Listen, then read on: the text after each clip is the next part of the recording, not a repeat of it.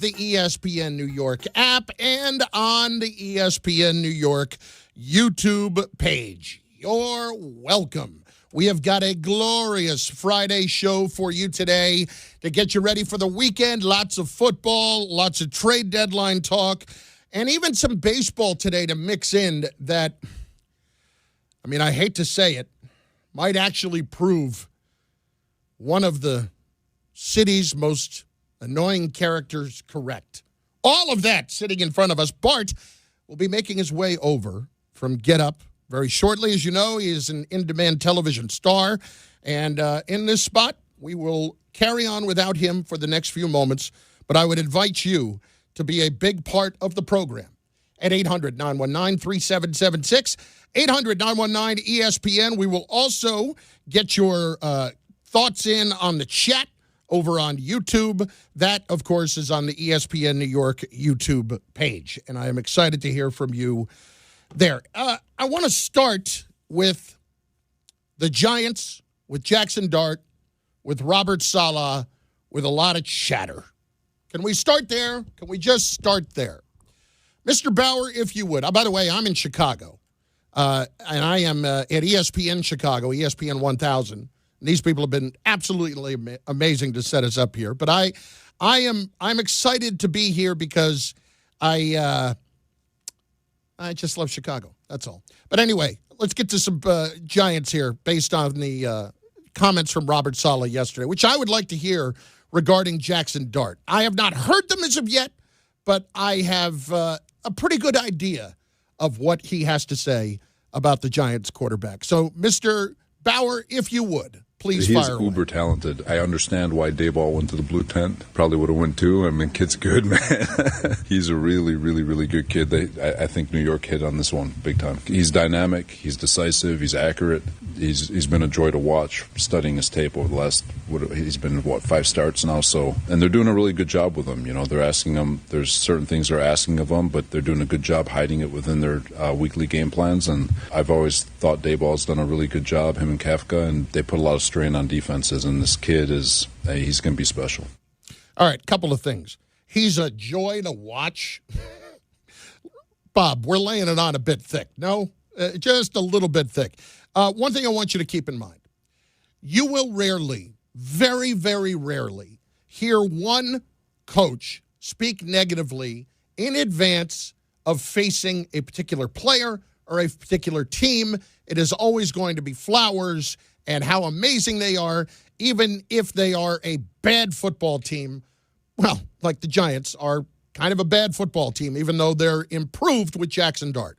And I can appreciate everything that Robert Saleh had to say there about Dart, and I'm sure that a lot of it he truly does mean. But I'm getting more and more of this over the last couple of weeks, and I know just how desperate we are. You hear comments like that, oh, look at the respect he's getting around the league. You know, you heard comments like that last week. Oh, my God, this guy, we've got the guy, we've got everything. The Giant fan over the last 12 years or so, even including the playoff year, has been living out in the desert. Can we agree on this? You have been out there just dying for any little drop of liquid to drink. Something to quench your thirst. Please, just something. Is my phone on? God, what an amateur I am here. My phone's going off. Like, you'd think I'd never done radio before. Hey, Chunky, can we shut the phone off? How about that? Anyway, we get back to it. The thing about this is that when you hear coaches talk like this and you're as desperate as you are as a Giant fan, it just reinforces your delusional feeling. Delusional? All right, maybe delusional is a bit strong. You want to feel good about something. You need something to be positive about.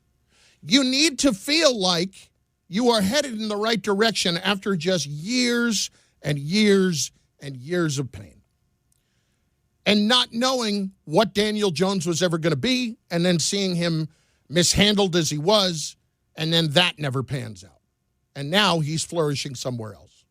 And you watch Saquon Barkley leave and flourish somewhere else and put together an MVP-like season where he ends up with over 2,000 yards after he leaves you for your rival who just won their second Super Bowl in the last 7 years. Gets harder and harder to watch and to listen. So you need hope. You need hope. And we've talked about this. Hope is a dangerous thing. As Morgan Freeman said in The Shawshank Redemption, hope can drive a man insane. Sometimes it's all we have. Can we all just settle down on Jaxson Dart a bit? How many times have we kind of been here before where we've seen young quarterbacks for teams step in, have some success early, and then as they progress, teams start to figure them out, and you don't necessarily have somebody that's capable of adjusting then to how they're being adjusted to. I look at C.J. Stroud, who had an unbelievable rookie year with Houston. And since, not great. Teams have adjusted to what he does. And I'm just not a believer yet in Jaxson Dart. Guys, I get it. You want to be optimistic about something. You want to feel like you're going to have a bright future at a position that you have been lacking at since Eli Manning was in his prime. I won't even count the years at the end when he wasn't in his prime. It's not since he left. It's since he was in his prime. So now we see this young star. He comes in with this other star running back who will want to run through a wall for you and will take on a truck head on. And what do you know? He ends up dislocating his ankle, and he's out for the year. So now Dart's on his own. The energy that he brings is a clear help. Now he has to supply even more of it with Scatterboo out, because Scatterboo was one that supplied that energy too. And now Dart has to give all of it over and try to inspire his team. Guys, I'm not telling you not to try to enjoy this. I'm not telling you that you shouldn't feel good. What I'm telling you is stop jumping to conclusions about how amazing he is. We are not there yet. Can I just throw out the following? You don't even know yet that you're not drafting a quarterback next year. Can we be clear about that? I know it's unlikely. I know you think that in the middle of next season, even if Dart's not playing well, they still have already made up their minds about what this is going to look like, even if Brian Daboll's gone, even if Joe Shane is gone. Well, at least this year we don't have to do that. Is that true? Do we know that? We still have more than half a season to go. We still have to see a lot more. I want them to come out of this year feeling like they have options. The Giants need options. When they made the move to trade up for him, they gave up a third-round pick this year, along with the 2 and the 3 last year, and that's a decent amount of assets. They need assets. They need help. They need players, especially on the offensive side, to help Dart out. So as you go through the rest of this season, that's what you want to be drafting. Can you definitively say he's the guy? I think if you're saying that right now, you're saying it prematurely. Can you definitively say you're not going to draft someone next year? I mean, I know right now everybody's saying that, but I'm not afraid to stand alone in the wild and be the one to say, we still got time here, guys. We still got time for him to regress. We still got time for teams to make adjustments to him. And we still got time to raise questions as to whether or not he's capable of being your long-term quarterback. And when you think about what they did invest in him to make those trades, yeah, they lost out on the picks. But I wouldn't say that they overinvested to where now they feel like they are just handcuffed to him for a couple of years. This was not a top 5 pick. And the Giants can still very much end up with a top 5 pick. And guys, I also understand that you're going to get sucked into the narrative, just like we all got sucked into the narrative last year of, well, The 26 NFL draft, that is your quarterback draft. And through the first half of the year, what's the narrative? Oh, all these quarterbacks suck. We can't be drafting one this year. We can't be. Because, oh my God, none of them are any good. You don't even know that. They're halfway through that season. There are a lot more things to learn about those guys. So just enjoy it, but calm down. And I can already see on the chat all of the bad takes coming in. This is because you guys are seeing what you want to see. And it's okay. It's okay. He's playing well. I'm not trying to tell you otherwise. All I'm trying to tell you is there's still time for this to not go well. And I don't think I have to point very far or even direct you very far back in the memory banks, do I?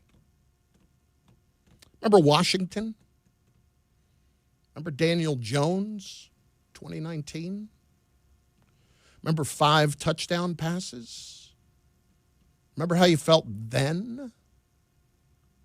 Felt like you had the guy. Here was the difference. Daniel Jones was picked 6th overall. Jaxson Dart was picked 25th.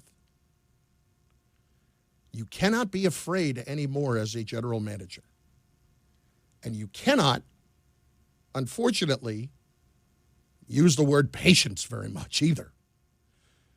How about going in to talk to John Mara in a job interview as a GM, and the first thing you're talking about is patience? How's that going to go?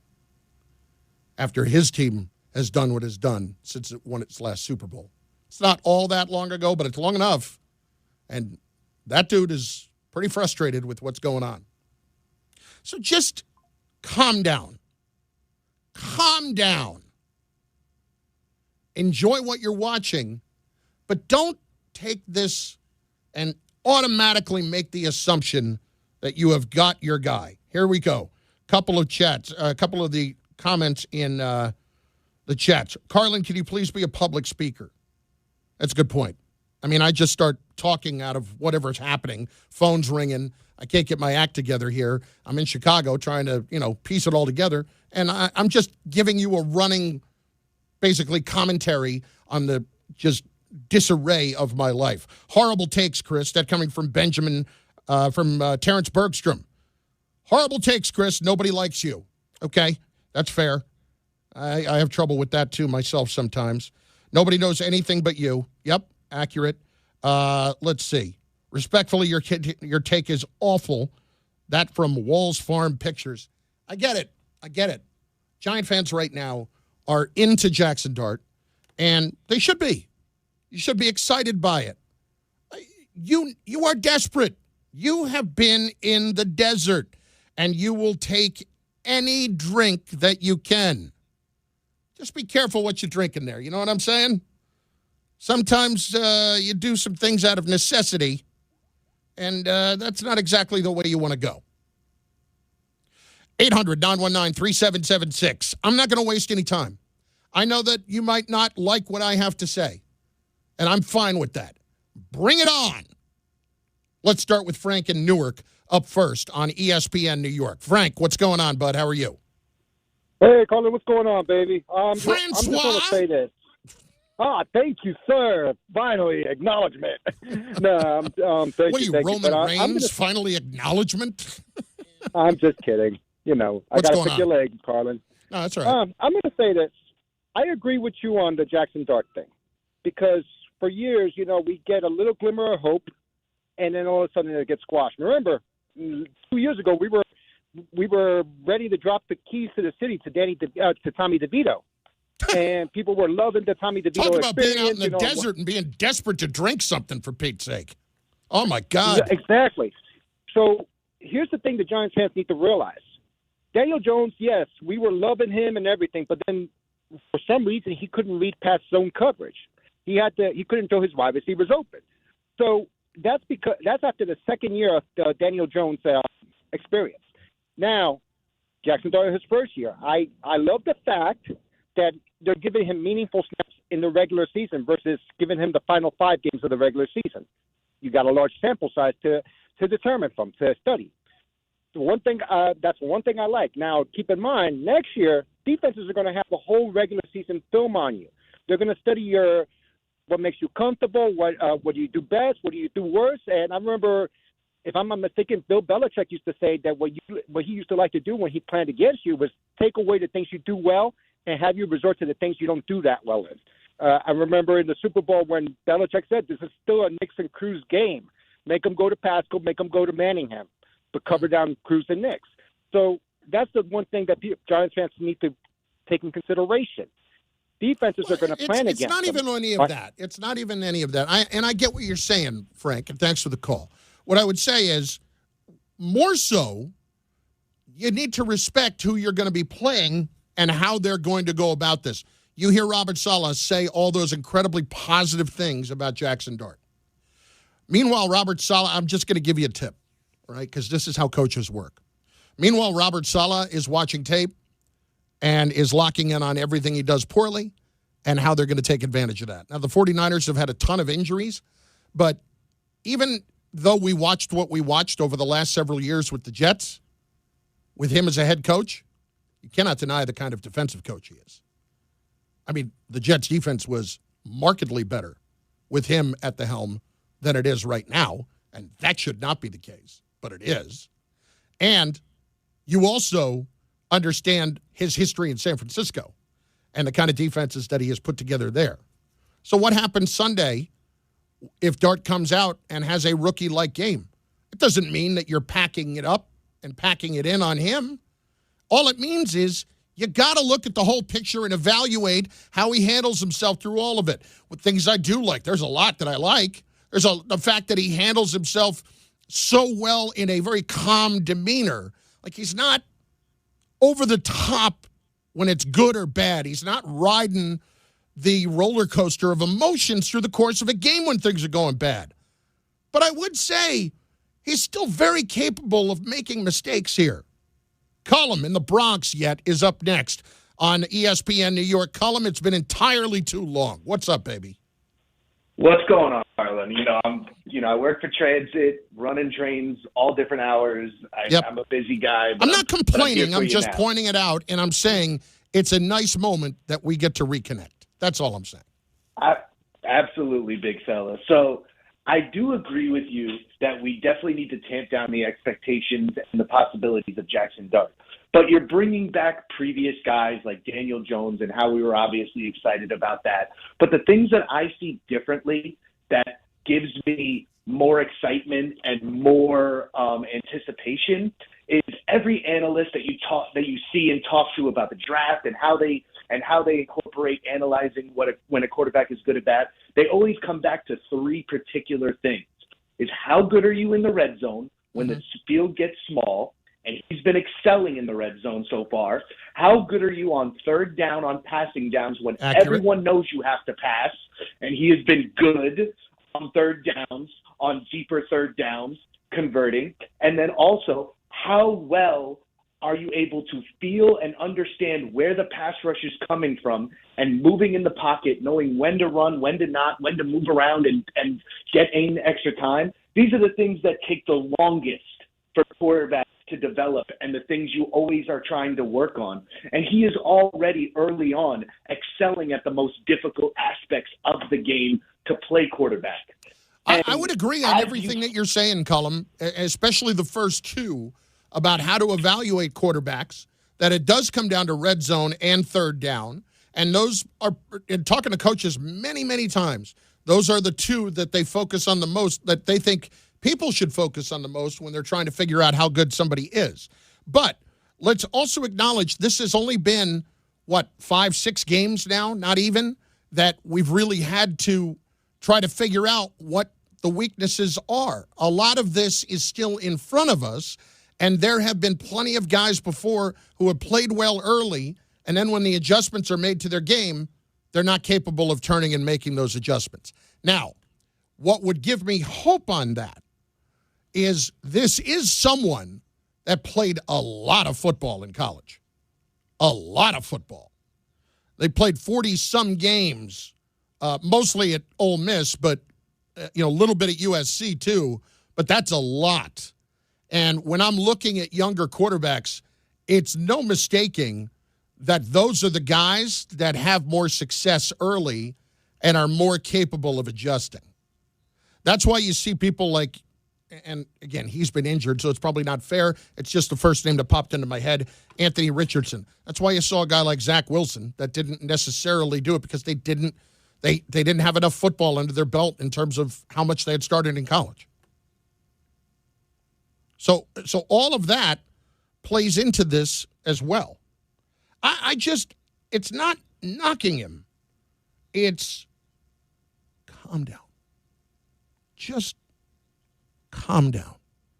David and Elizabeth is up next. ESPN New York. Gay, what do you got? Besides trick-or-treating with the girls later. What are they going at? I got an evil witch and I got a young cheerleader. Okay. Yeah. All right. I like it. Yep. I like it. Oh, yeah. Yep. What will you ransack their bags for later on? Butterfingers, M&M's, and Reese's. Okay, that's solid. Here's the thing. I'm going to get to the candy draft thing that we did a little bit later on when Bart gets here. A lot of people looking at what we did, and they like it. I think we're pretty much generally rated second or third among what happened here. What I do want to point out is one of our draft picks was purely made out of spite, and that was Butterfinger. I knew that Dave and Rick wanted Butterfinger to be there at the next pick, so that's why we specifically took them. I'm not anti-Butterfinger. I just did it to stick it to them. Personally, I would have taken Milky Way, who somehow slipped all the way to the fourth round, which is just absurd. Nice. Anyway. Well, that was a good job on you, gentlemen. And also, you got to stick it to Rick because Rick always, he be busting your chops. That's all right. That was the big conduit. That's all right. Listen, I know what I'm doing over here. Okay, I know Captain Abs over there is what he's up to, and I listen. Don't worry about me. Hey, man, you know us, man. We always going to take care of ourselves. So, Carlin, this is what I had for you yesterday. Shoot. As much as, my Jets aren't doing too good, hopefully, after this bye, they could try to continue on that good foot.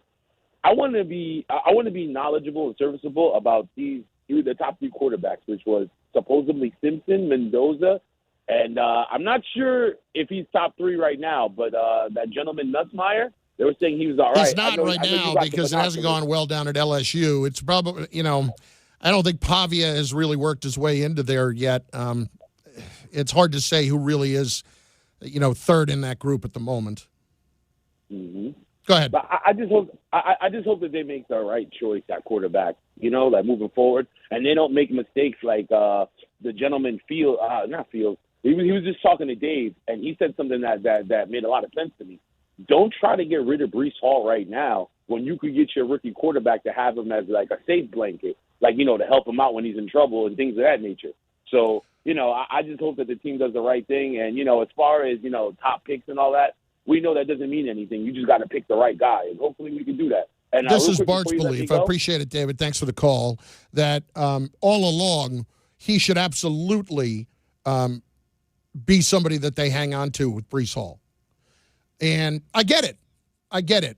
So I'm reading here. We were talking about this the other day. It looks like the running back franchise tag is going to be about $14 million. Can you really, Breece Hall right now is fifth in the league in rushing at nearly 600 yards, fifth in the league? Do you want to just give that up for a fourth-round pick? To me, that doesn't make any sense whatsoever. I'm with Bart on that one. Because if you're going to have a rookie quarterback next season, why wouldn't you want to have that kind of running back? I know the Jets love Braylon Allen.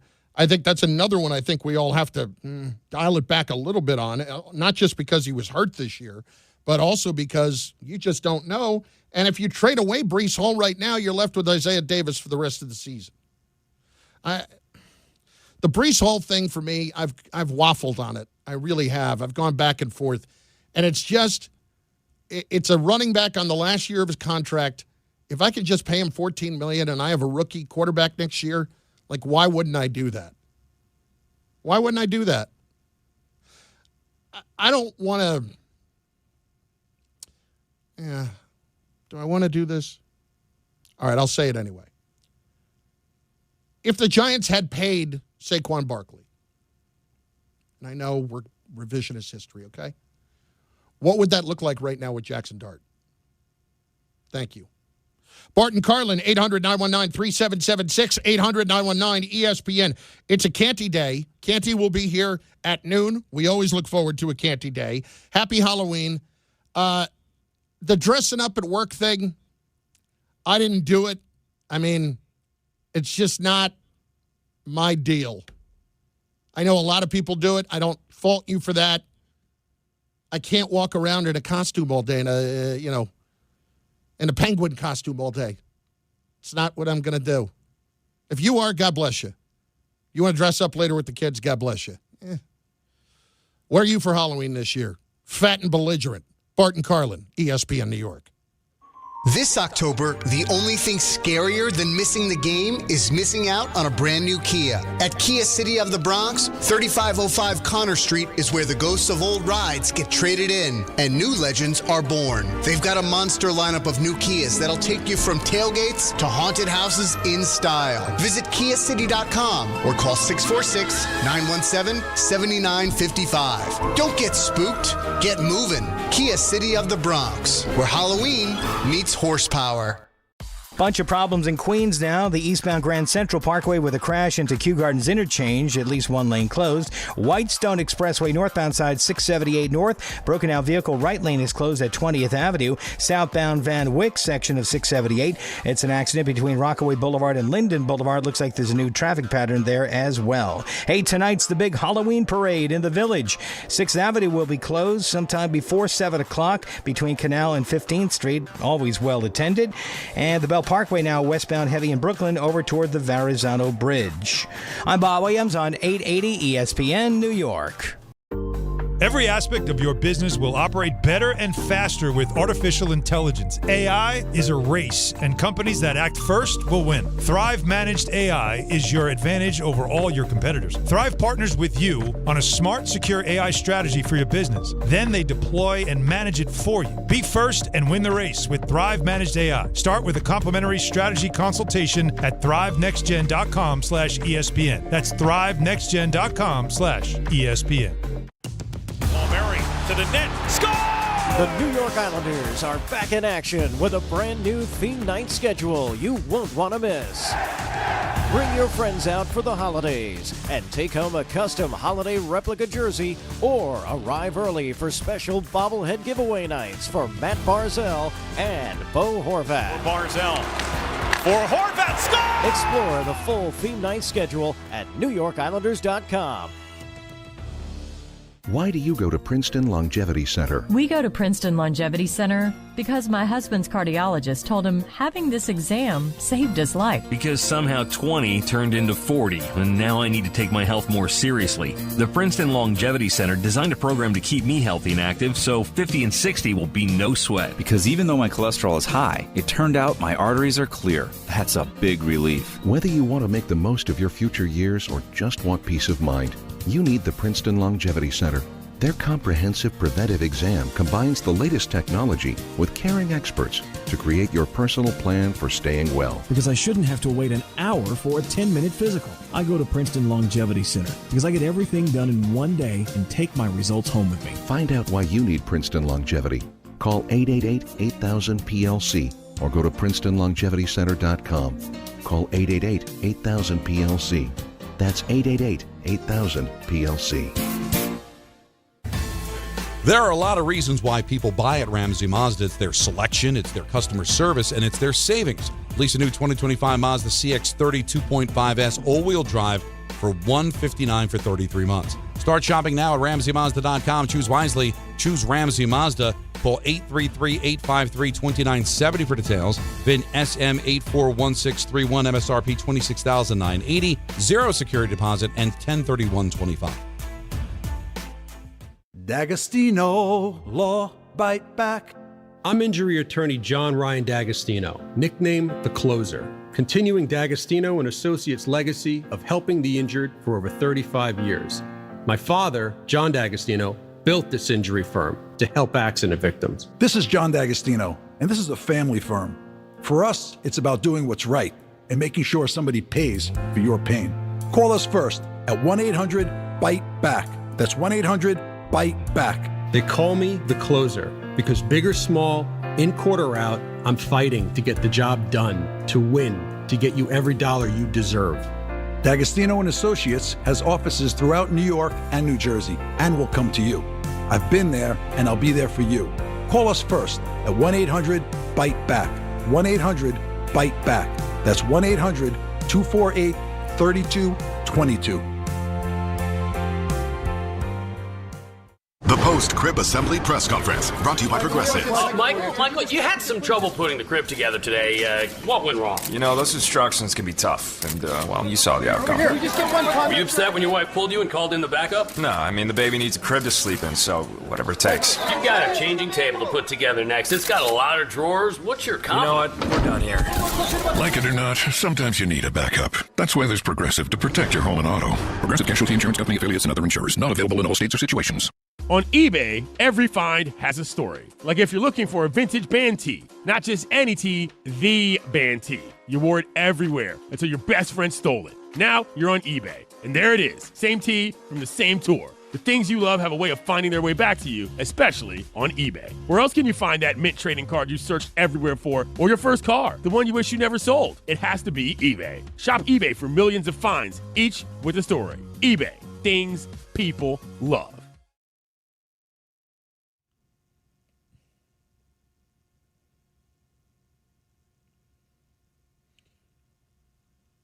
I mean, is there any debate, Bartholomew, Arthur, James Simpson? Why do I want to say Arthur James Simpson? Bartholomew, Arthur James Scott. What did I think? OJ? Was I thinking of OJ for a second? What it's all good. Or you think of Bart Simpson, the Simpsons, who always used to do the Bartman, used to have the cape. Remember, he had the Batman cape when he was for Halloween. Right. I tell you what, I'm off my game this morning. Like, my head's all over the map, and I don't know why that is. I got a decent night's sleep. I'm here in Chicago. It's all good. But is there any debate that there has ever been a better music video than Thriller? Nah, not at all. I mean, the money proves it. I mean, he tried to top it later with the one with him and his sister. Stop messing with me. But Thriller, nah, man, that was like a movie, man. Yeah. Like, didn't Steven Spielberg film that? I don't know. I think he might have. It was a movie person that did that, and it was one of the most expensive ones ever.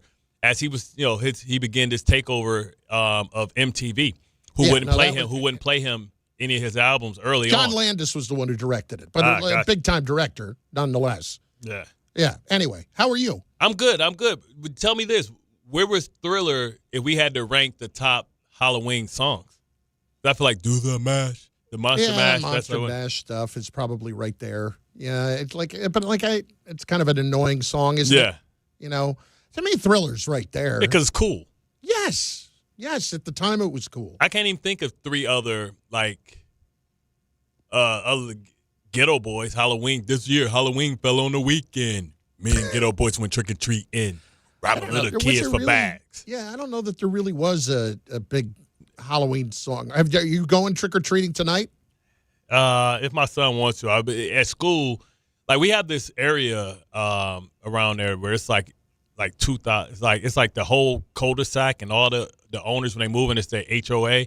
Yeah. That they have to dress up and they have to be there as for Halloween, and people bust their kids. If the HOA makes you dress up and it makes you be a part, I'm like, come on, what are we doing? It's like 300 houses in there. It's like you go in one way, and it's all these multiple streets, and the fire department comes in and lights the whole block up, and people come from all over the place to go there. And I'm not knocking that. It's just they're making you be involved. Like, what if I got other things going on in my life? The only time it didn't happen, I think, was during Sandy. Okay. Well, I mean, that's understandable, but it's just okay. And if the HOA is going to make you buy full-size candy bars, then yeah, I'm okay with that. They handing out candy corns, Lucy's. Candy corn. It's the worst ever. It's like wax. It basically tastes like wax. It does. That's because it is. Like, I don't even know that there is an actual element in the periodic table that exists that is in candy corn. It is a completely fabricated substance.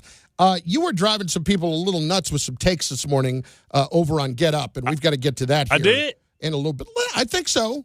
From all my accounts, somebody's already trying to make a case for an MVP for Lamar when he just comes back last night and they pound the Miami Dolphins. Can we settle down a bit? No, I think what we're talking about is just the fact that you saw what this team is without him. Who can prove that they're that valuable, that he's worth 16 points when he's in the lineup? I get that. And I've always been an advocate of when we're talking about MVP, most valuable, truly using that word and meaning it. Right? Most valuable to his team's success. Like that ultimately, of course, that's Lamar Jackson. But I honestly, I can't go there yet. If you want to get to the end of the year and the Ravens get on a ridiculous run, and he's playing out of his head, yeah, absolutely. There's no doubt in my mind that the Ravens absolutely believe they're going to win the division. That's what your boy was saying. That's what Fornball was saying. It was like 50 to 1 odds is best to get on it now before, before everything changes. And here's the thing about Joe. Joe is an anti-Lamar guy. Does not really, and it's not because he has anything against him. He knows how great of a player he is. It's because of the postseason and the interceptions and the problems with that. Well, right now he's 14 touchdowns, 1 interception. Yeah. So, just think what he was on. This Ravens team wasn't losing because of Lamar Jackson early in the season when they went against Buffalo and the Lions. It was Derrick Henry and his fumbles because Lamar Jackson has been everything he was supposed to. So let's see if they're going to run. I still think that defense leaves a lot to be desired. I don't like their linebacker play. The fact that, they can't rush the passer. That's why they signed Carl Lawson. We all know who Carl Lawson is around here. He's signed Carl Lawson on his on the practice squad. Yeah, that's straight desperation. I mean, I didn't even know Carl Lawson was still hadn't filed his papers. Yeah, he wasn't even exactly. Yeah, I thought he had retired officially, and now he's all of a sudden back. We getting a lot of love for Jaxson Dart from Robert Saleh. So I started the show with that. And for those who did not hear it, let's play the sound of Robert Saleh talking about Jaxson Dart. He is uber talented. I understand why Dayball went to the blue tent. Probably would have went too. I mean, kid's good, man. He's a really, really, really good kid. I think New York hit on this one big time. He's dynamic. He's decisive. He's accurate. He's been a joy to watch studying his tape over the last, he's been, 5 starts now. So, and they're doing a really good job with him. They're asking him, there's certain things they're asking of him, but they're doing a good job hiding it within their weekly game plans. And I've always thought Dayball's done a really good job, him and Kafka, and they put a lot of strain on defenses, and this kid he's going to be special. Look, can we ease up? Can we ease up just a bit? Like he's a joy to watch? Come on. Yeah, it's over. We don't have any doubt anymore. It's all good. This is how I started the show. Yeah. Can we just I want us to just relax. That's all. We have been here before. There is no need.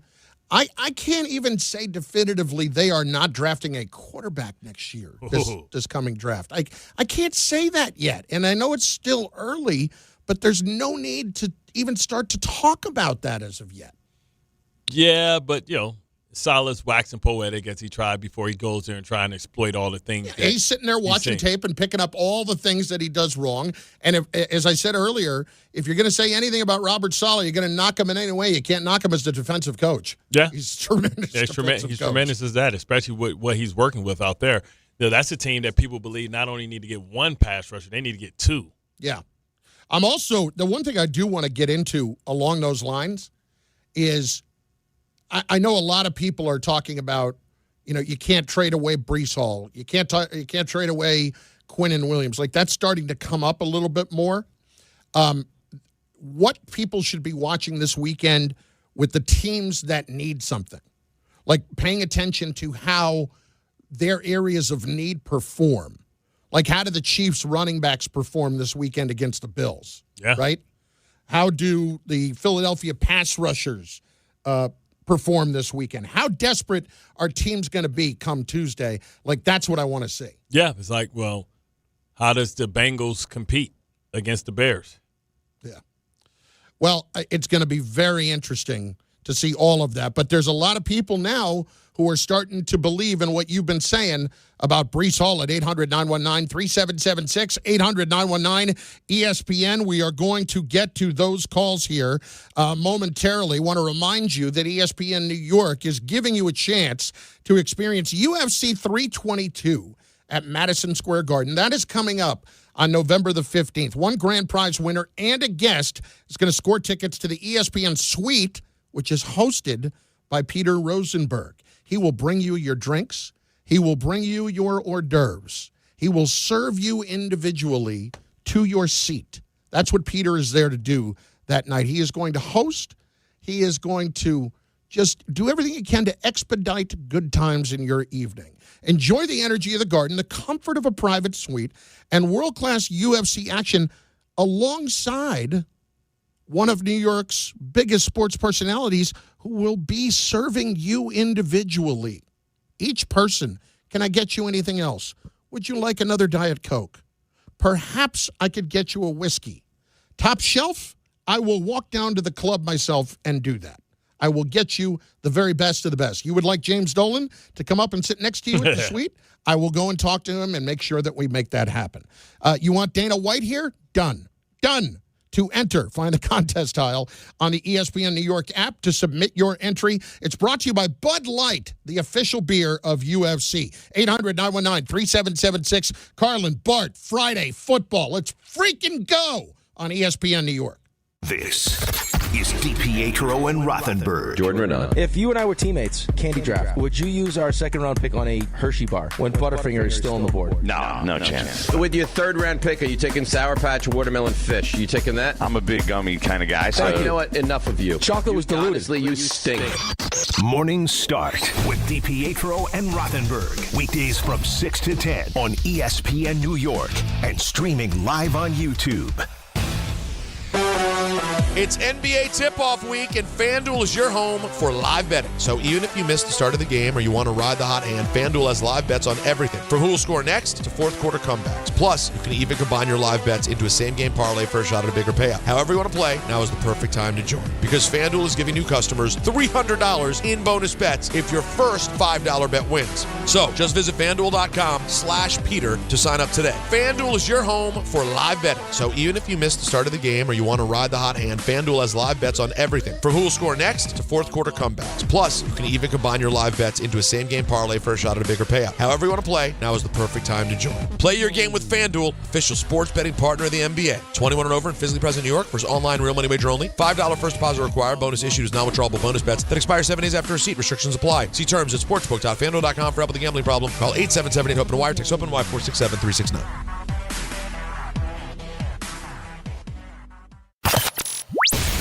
Ready for some big winners? Oklahoma travels to Tennessee, plus Vanderbilt takes on Arch Manning in Texas, and USC travels to Lincoln to face Nebraska. Who is on upset alert? Join one of the nation's top sports betting analysts, Joe Wiz, on the Fine Line Saturday at 8 a.m. In the NFL, it's the game of the year when KC travels to Buffalo. Plus, the Wiz talks basketball, hockey, soccer, and horse racing from Del Mar for the Breeders' Cup. Follow the Wiz on Instagram at Joe Wiz Sports. It's the best bet in town. The Fine Line with the Wiz Saturday at 8 a.m. Be ready to win. Right now, Bay Ridge Honda fall into savings with unstoppable savings across their full lineup of Honda cars, trucks, SUVs, hybrids, and EVs during the Fall for Honda sales event. You can get the HR-V all-wheel drive LX for $299 a month with zero down during the Fall for Honda sales event. Plus, receive thousands in benefits and savings with their Bay Ridge Plus Advantage plan. Upfront pricing, total peace of mind. Visit BayRidgeHonda.com. 39 months lease, 10,000 miles per year, zero down plus tax, tag, and fees. See dealer for full details. At City Harvest, we believe no New Yorker has to go hungry. With your help, we're on the road 365 days a year, rescuing over 77 million pounds of nutritious food and delivering it free to millions of New Yorkers, transforming surplus food into sustenance, sustainability, and smiles, rallying thousands of New Yorkers to power a network of nourishment across our city. One day, one meal, and one New Yorker at a time. That's how we feed good. Donate at cityharvest.org. Feeling stuck on your own 10-yard line in the career game? Maybe it's time to just go for IT. My Computer Career has the game plan to score a rewarding new IT career in months. Whether you're a rookie, a breakout career changer, or a military veteran ready to serve. Why spend years chasing a college degree when you can fast-track your future in IT starting now? Take your mark, get set, go for IT. Take the free career evaluation at mycomputercareer.edu today. Financial aid is available to those who qualify, including VA benefits. Hey, fans! Welcome back to Fansville's Cheers and Tears. Oh. Okay, so everybody deals with losing, right? To a rival on a last-second field goal. Whatever, it's fine. I'm totally fine. But I cope with losing with an ice-cold Dr. Pepper. Those 23 flavors are so delicious. They totally wash away the pain of your college football team taking a big fat L.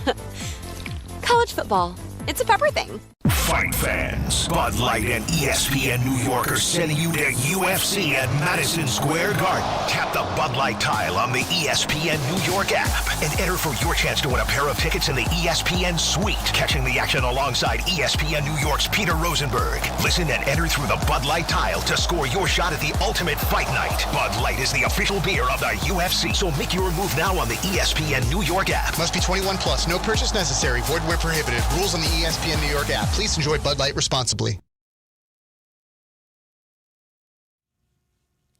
Ask and you shall receive. I'm sure this is not going to get overplayed today. It's Bart Carlin, ESPN New York, and on the ESPN New York app, on the ESPN New York YouTube page. You know what's scary right now? This situation with ESPN and YouTube TV. YouTube TV, people, this includes me. Get the sports you love on ESPN back, because right now, gone. College football, college game day, Monday Night Football, NBA, college basketball, and more. Act now. Go to keepmynetworks.com to get ESPN back. I'm going to it and getting this done because I am not happy with YouTube TV. And this is the problem. You bounce around. I got to cut the cord. I got to go to YouTube TV. I got to go there to get the NFL package. And now I'm getting the host job right here from YouTube TV. Can we get this deal done, please? This is ridiculous. You know what they say, deadlines breed action. I hope so, because we're past the deadline, and right now I got no ESPN on YouTube TV. Oh! I go to my phone this morning to watch them and get up, flip on YouTube TV. Guess what I can't watch? Guess where I'm going? The ESPN app. Went there instead. That's just me. That's what I do. I try to pay attention to things, and I try to find ways to get things done. Vinny in Staten Island is up on ESPN New York. Vinny, what's going on, bud? How are you? Carlin, you're starting to grow on me. You're a funny guy. Fat and belligerent's hysterical. Bart, I would say if I was asked what I'm going for Halloween, it's going to be fat and belligerent. That's hysterical.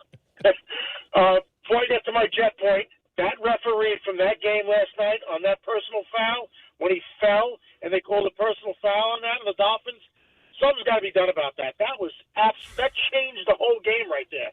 That's a different football game right there.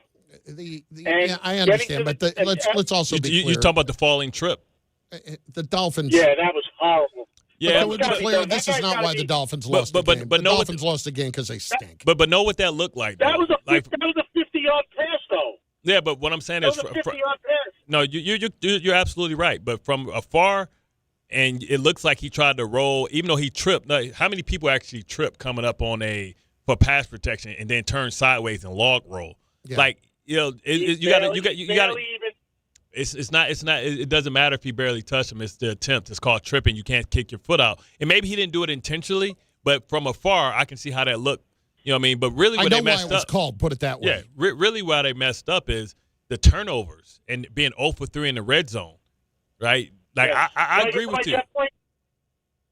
Absolutely. Go. Okay. Jet point is Breece Hall is 24 years old. See how the rest of the season shakes out with him. You're not going to have to pay him a lot of money. You've got plenty of money. He's one of the most dynamic backs in the league. You have to keep this guy. You forget about getting a quarterback. Justin Fields is going to be fine. Forget about what? No, whoa. You had me and you lost me. Forget about a quarterback. Stop it. Stop it. Forget about a quarterback. Vinny. Justin Fields has been awful. Yeah, they got like Vinny, Justin you can't. Fields is going to be fine. He's gonna, No. Vinny. He went against the 31st defense in the league. Let's see how this looks, man. Remember, he's gotten benched basically twice. Come on, man. Come on. Justin Fields is going to be fine. Like, you have me with Breece Hall. But the whole reason to keep Breece Hall is that you would have a rookie quarterback next year. Correct. Like, you want to have that. Bart, the more I think about it, I can't do this for a fourth-round pick. Like, what's the point? The guy is sixth in the league, fifth or sixth in the league in rushing right now. Mm-hmm. And he is, as he points out, 24 years old. And the number for the franchise tag is going to be $14 million. If you have a rookie quarterback, you can manage that. That's not going to be a problem. Correct. There's And you just can no front need you can for front any load of you can this. front load it too. And I asked this question earlier, and it might be a little unfair, but I asked it anyway. How would it look for Jaxson Dart right now if he had Saquon Barkley? Exactly. Like if you would, and I'm not saying that Breece Hall is Saquon Barkley. And neighbors, but he's pretty close. Yeah. His skill set. You have, I don't know what you would say Breece Hall colored glasses on are, whatever. You love Breece Hall. You always have. I like him a lot. I'm not going to say Saquon Barkley. So what I would say to that, and not even trying to make a big deal out of it, is if Breece Hall went to a real team. Oh, if Breece Hall went to Kansas City, you'll see it. We would look at him like we looking at Daniel Jones in Indianapolis. Yeah. So, like, whatever Breece is, or whatever you think Breece is now, on a team that has a good quarterback, a great offensive line, and weapons on the outside, he would look like that. That's what I'm trying. So when I say that, just imagine the people that we've seen that we thought couldn't play. We never thought Breece couldn't play. We thought Daniel Jones couldn't play, and he looks like the damn MVP of the league. You see what I'm saying? No, I understand. So if we think Breece can play, put him on a team like that, Justin Herbert, Patrick Mahomes, receivers, great coaching, structure, and then tell me that he's not just as good or Bijan. He's not just as good as Bijan Robinson or Saquon Barkley. Anthony's in Dobbs Ferry. He's up next. ESPN New York. Tony, what's up, baby? You know, Bart, in spirit of Halloween, I'm going to do this one time, okay? Yep. Ooh. Bart, can't wait, Scott. Chris, can't stop eating Carlin. And I'm on. Yes, Anthony, welcome. Oh, yes. I rise once again as I come from the dark side.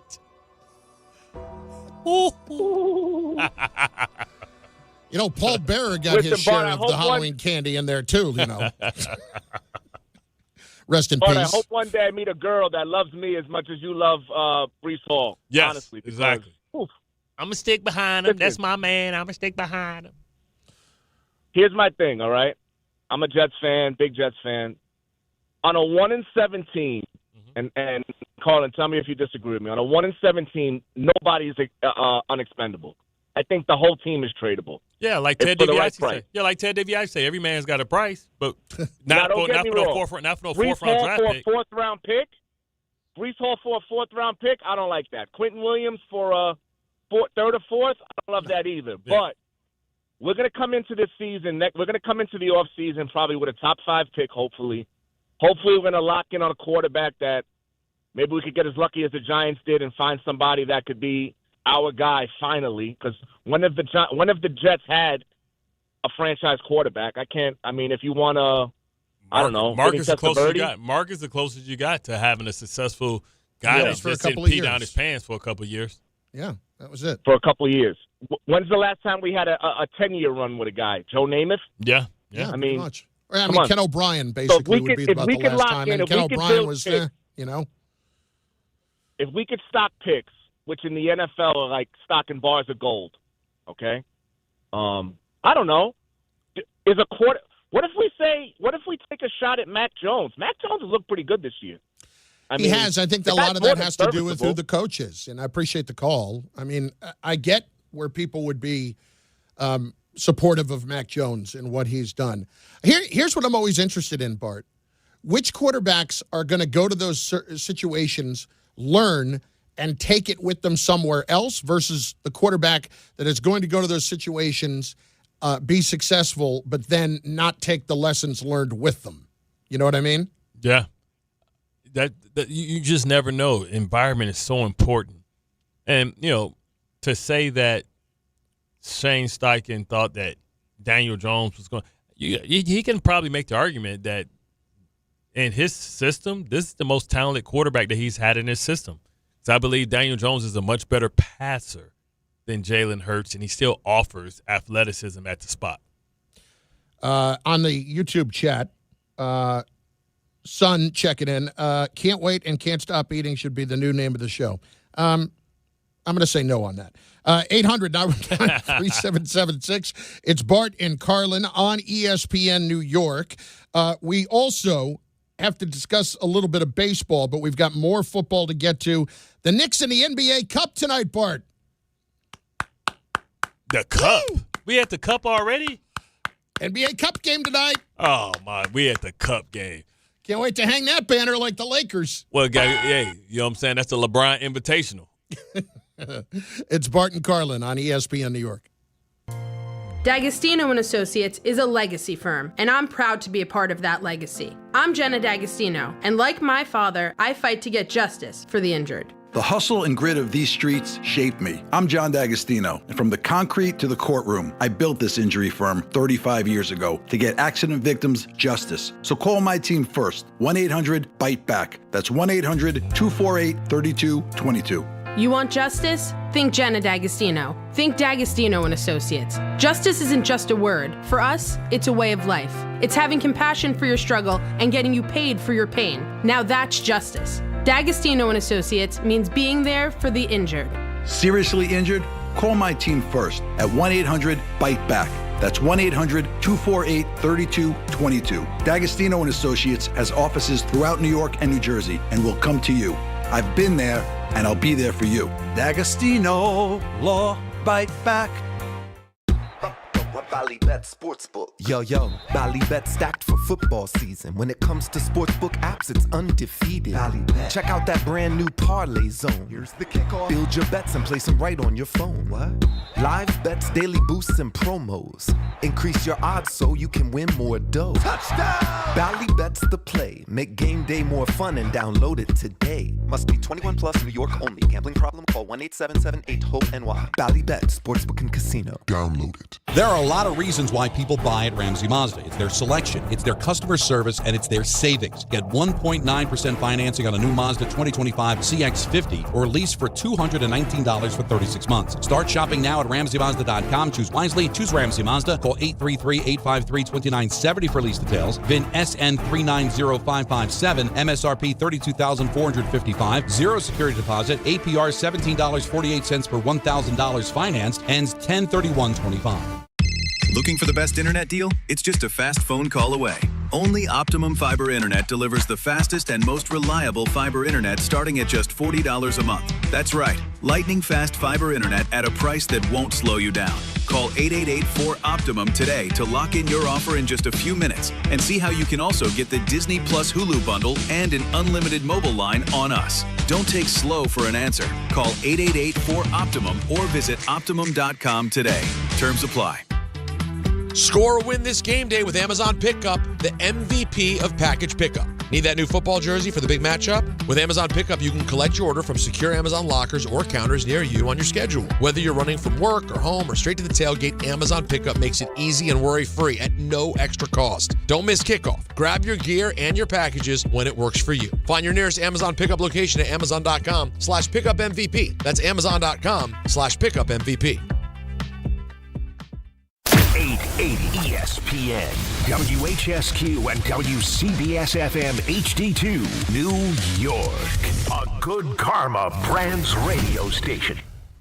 Actual price will depend on product and subscription plan. Featured products are compounded drug products, which the FDA does not approve or verify for safety, effectiveness, or quality. Prescription products require an online consultation with a healthcare provider who will determine if appropriate. See website for details, restrictions, and important safety information. Want a boost in and out of the bedroom? Hims has you covered. Introducing a new 2-in-1 approach to level up your game. Tadalafil for better bedroom performance and zinc for testosterone support. Put it all together and you've got what you need to turn things all the way up. Getting started is simple. Just go to hims.com/joy to start your free online visit. Through Hims, you can access ED treatments including pills, chews, and more. 100% online.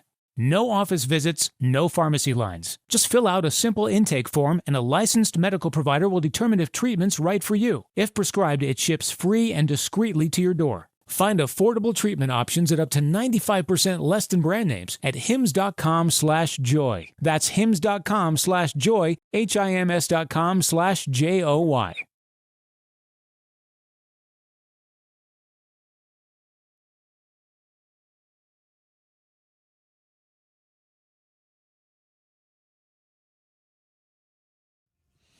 That's right. That's right. Friday, Bart Carlin, ESPN New York, and on the ESPN New York app.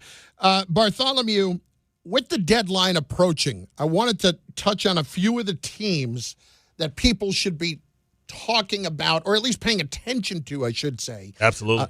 This weekend. And you tell me where I am missing any here. And we're specifically relating this to the Jets and Giants, okay?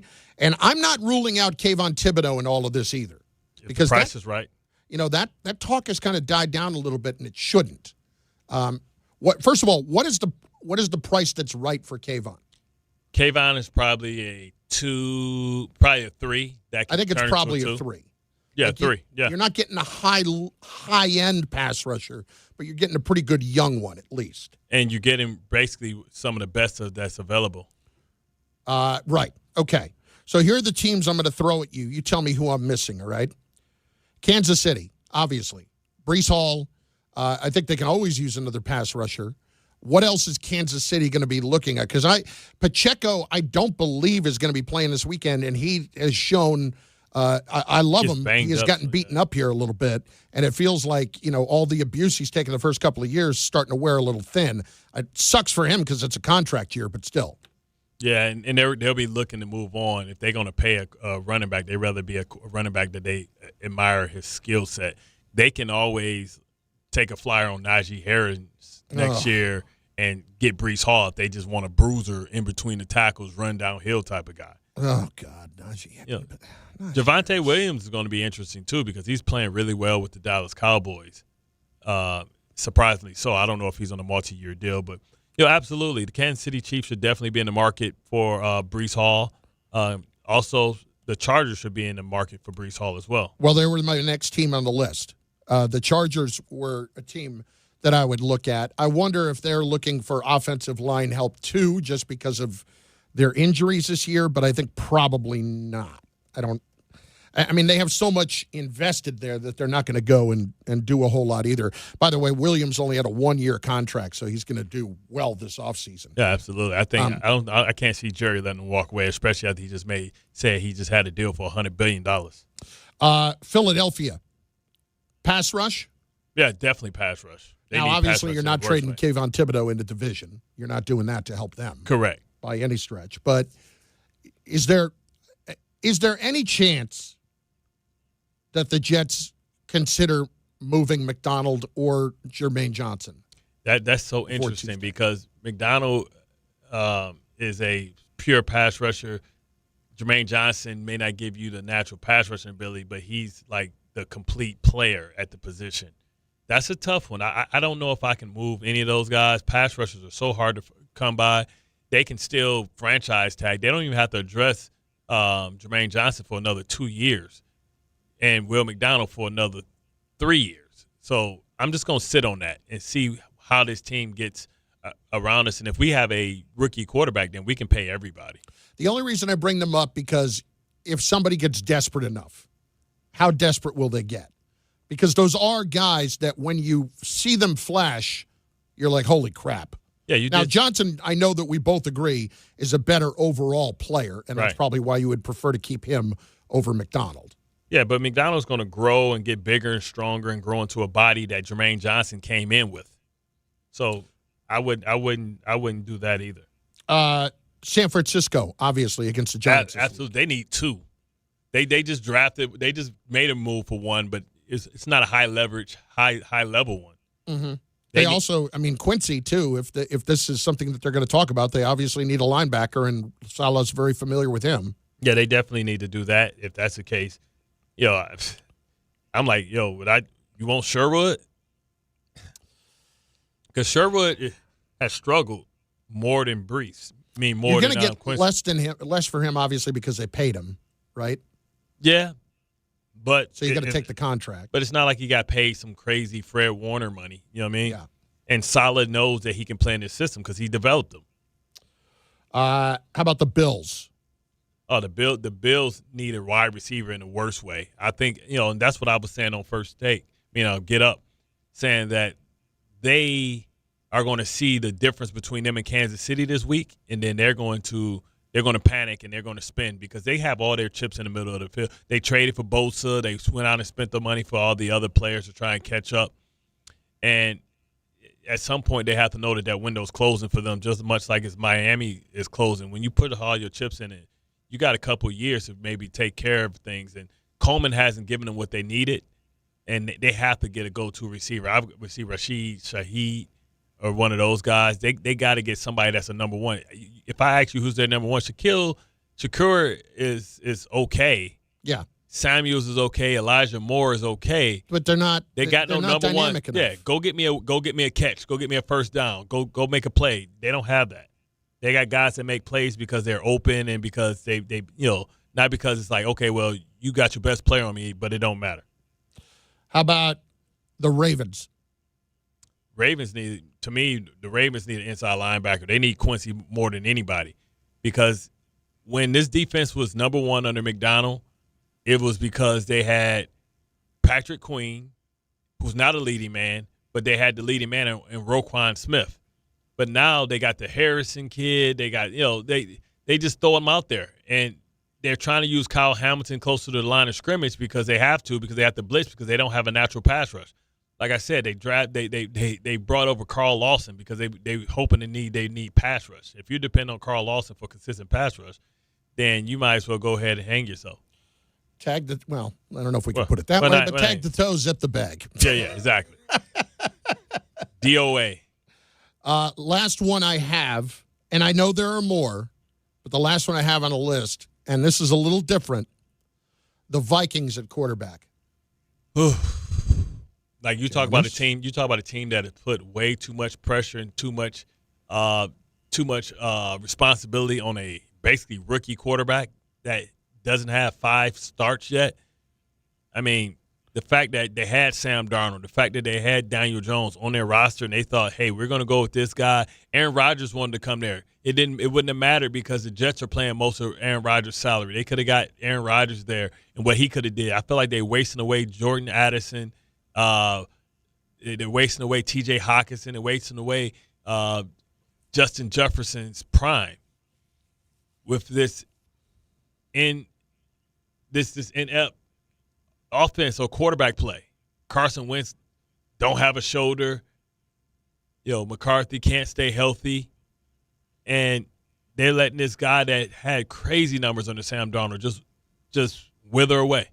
And if this is going to be about the Lions in Green Bay, then when you look at it, if this is about the Lions in Green Bay, they may find themselves on the outside looking in.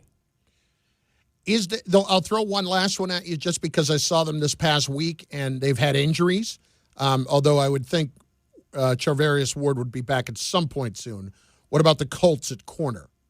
Yeah, I was looking at that and I was talking like, well, where can they take a easy swing where it's like low risk, high reward? And I would look no farther than Jair Alexander, who's been a healthy scratch from the Ravens defense. Now he wasn't playing well, but he's Lamar Jackson's age, I think a little younger, and he once was a top 3 corner in his league. I would take a flyer on him. He's only making $4 million this year. He was injured most of last year, but the year before he was outstanding.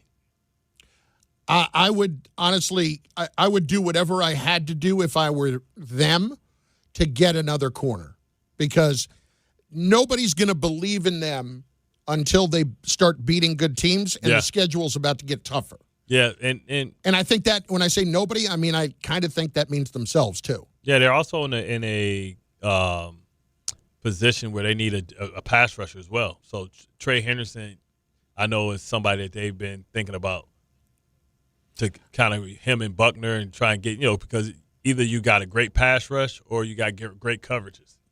It's Bart Carlin, ESPN New York, and on the ESPN New York app. We are also on YouTube, where we will start firing up some more of the comments as well. Why should the Jets get yet another journeyman? Who's he talking about? Seth Zola. We're talking about the Jets quarterback thing. Mac Jones, talking about Mac Jones. Yeah, listen, the problem when you call Mac Jones a journeyman, it's not fair.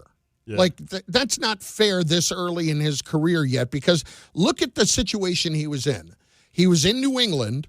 What do you know? He was with Josh McDaniels, if I'm not mistaken, that first year. Yep. And they went to the playoffs. Now, they got blown out, but that's a rookie quarterback taking a team to the playoffs. And then somehow the following year, which I believe was when Josh McDaniels left and went to the Raiders, the following year, then they completely lost all faith in Mac Jones, to the point where they were talking about, remember the kid who was in camp? I don't even know if he's still on a roster, but they were talking about the kid Cunningham from Louisville, who was a wide receiver. He was a quarterback at Louisville. He was a wide receiver in the league, and they played him in the preseason. Well, he should start over Mac Jones. What are we doing? Like, honestly, what are we doing if we're in New England? And that's what we're talking about. So that's how bad it got there. And then you put him with somebody who actually knows the position and knows how to develop players. And what do you know? He actually turns around and is pretty good. And that is somebody that wanted him at the top of that draft, but for some reason made the dumb decision to go to Trey Lance instead. Yeah, I know they regret that. No doubt. Because, I mean, good thing they put into Brock Purdy, but, all's well that ends well, right? They were able to get him back, and he saved them a couple of games. And at some point, I thought that maybe they preferred Mac Jones to Brock Purdy. I'm not there yet. Well, what I'm saying is, while Brock was hurt, they felt comfortable and good. Oh, they're very comfortable. Mac Jones, yeah. Yeah, no, they're very comfortable with him. It's certain things that Mac Jones does that's better than Brock Purdy. And one other Jose is pointing out Bailey Zappi. Yeah, they were talking about Bailey Zappi, but there was a time in camp too about Cunningham. I was trying to point out about how absurd it got. Bailey Zappi, also another guy, barely in the league right now. And here's Mac Jones doing what he's doing with the 49ers. Is there anybody else that I am missing that we need to be considering that could be on the block before Tuesday? Let me ask you this. I know the answer to this, I think. Does anybody get desperate enough to knock on the door about Russ? Probably not. Yeah. More likely Jameis than Russ, I would think. I mean, I don't think they're trading Jameis. Yeah, because the Kirk Cousins market just fell out the bottom of the bag when they lost to Miami. People are like, how the hell y'all lose to Miami? I mean, Kirk Cousins was so bad. He said he wanted to go somewhere to start too. He was making demands and talking. I'm like, come on, Kurt. That's not your line, brother. You can't say that. No, it's over. And if Minnesota is not going to go back and get him, nobody's going back and get him. But does that make people less likely to chase Russ? Or does it make them more likely to maybe consider Russ? I'm trying to think if it's any options. I mean, like Minnesota, you get him for a 6th or 7th round pick. You just take a flyer. Yeah. Just for the rest of the year. I mean, he does throw a good deep ball. You got a guy like Justin Jefferson that can take advantage of those type of balls. I only throw it out there. I don't think he's going to get moved because, Bart, I think that pass that he threw out of the back of the end zone on 4th down, that is going to be what people are going to remember him by in the short term. I'm not talking about his overall career, but like if I said to Kevin O'Connell in Minnesota, like, hey, what about Russ? You know what the first thing they would say is, did you see that pass? Because that shows kind of where he is at this point in his career, that he does not want to add interceptions to his resume when it comes to getting into the Hall of Fame. Well, we're gonna see what that what all that means coming up. I mean, if he has another opportunity, we're gonna see like how bad he wants to play. Does he want to be a celebrity, or does he want to play? Because everything's pointing to this is his last year, so it looks like he's just having fun and enjoying being a part of the squad. But I can't see anybody taking Russ after this year, believing that he can be their starting quarterback. I got to hand it to him. Not that I thought that he would be a major problem, but you don't even hear whispers that it's an issue. Yeah. Because I think Russ probably looks at this and understands it's not a situation he can win. Yeah, like, bro, I'm getting paid. I'm out at night on the town. He just had a birthday party for his wife, Sierra. Mm-hmm. He's living a life, man. He's living a life right now, and he's still getting his check, and he ain't got to get his head banged up for it. 800-919-3776. I want to do a football segment coming up and I'm going to admit it. I'm just going to blatantly rip off what Dave and Rick do. Love that. Because let's do a football frenzy type segment where we'll just call it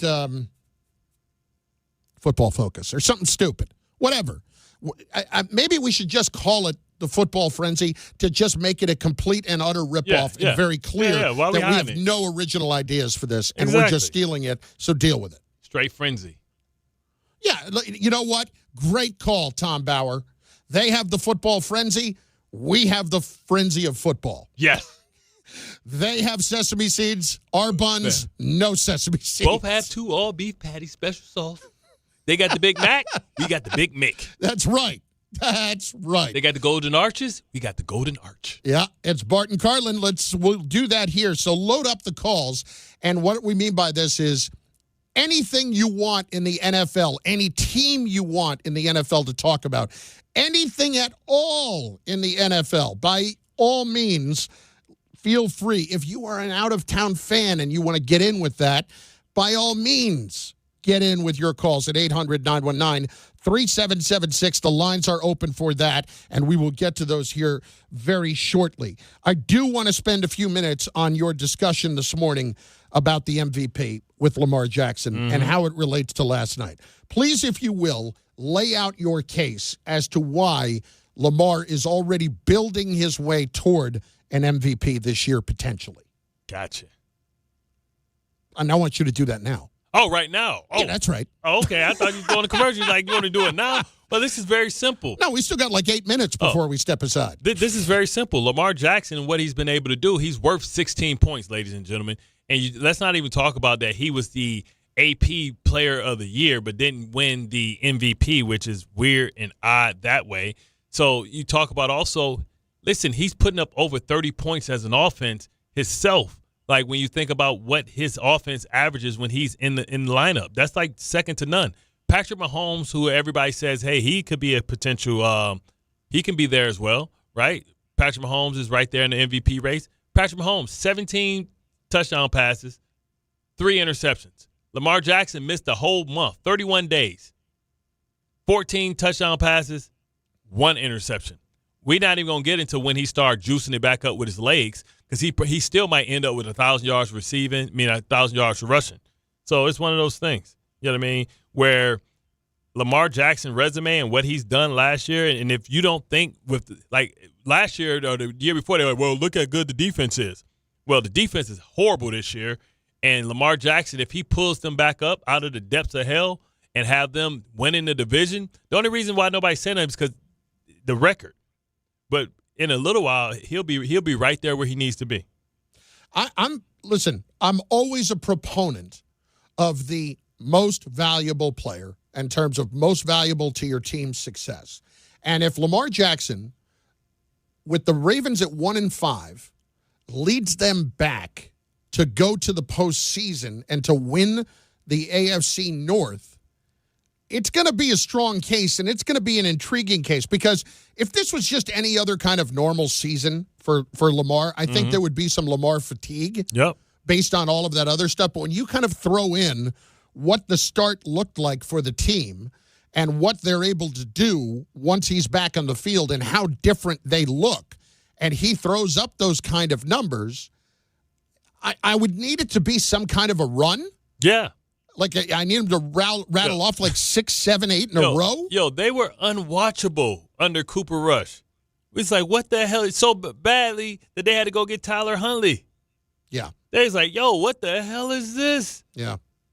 I mean, Cooper Rush is just. I mean, we saw Cooper Rush with the Magic in Dallas, and we thought, oh, man, this is easy peasy. He going to come in with all these weapons, 2 of the best tight ends, 2 of the best wide receivers, 2 good running backs. Crazy. Listen, I'm on board with the thought. I would need to see more. Now, as I pointed out earlier, when you're starting to hear the name Daniel Jones come up, I get it. The problem is everything that Jonathan Taylor is doing right now.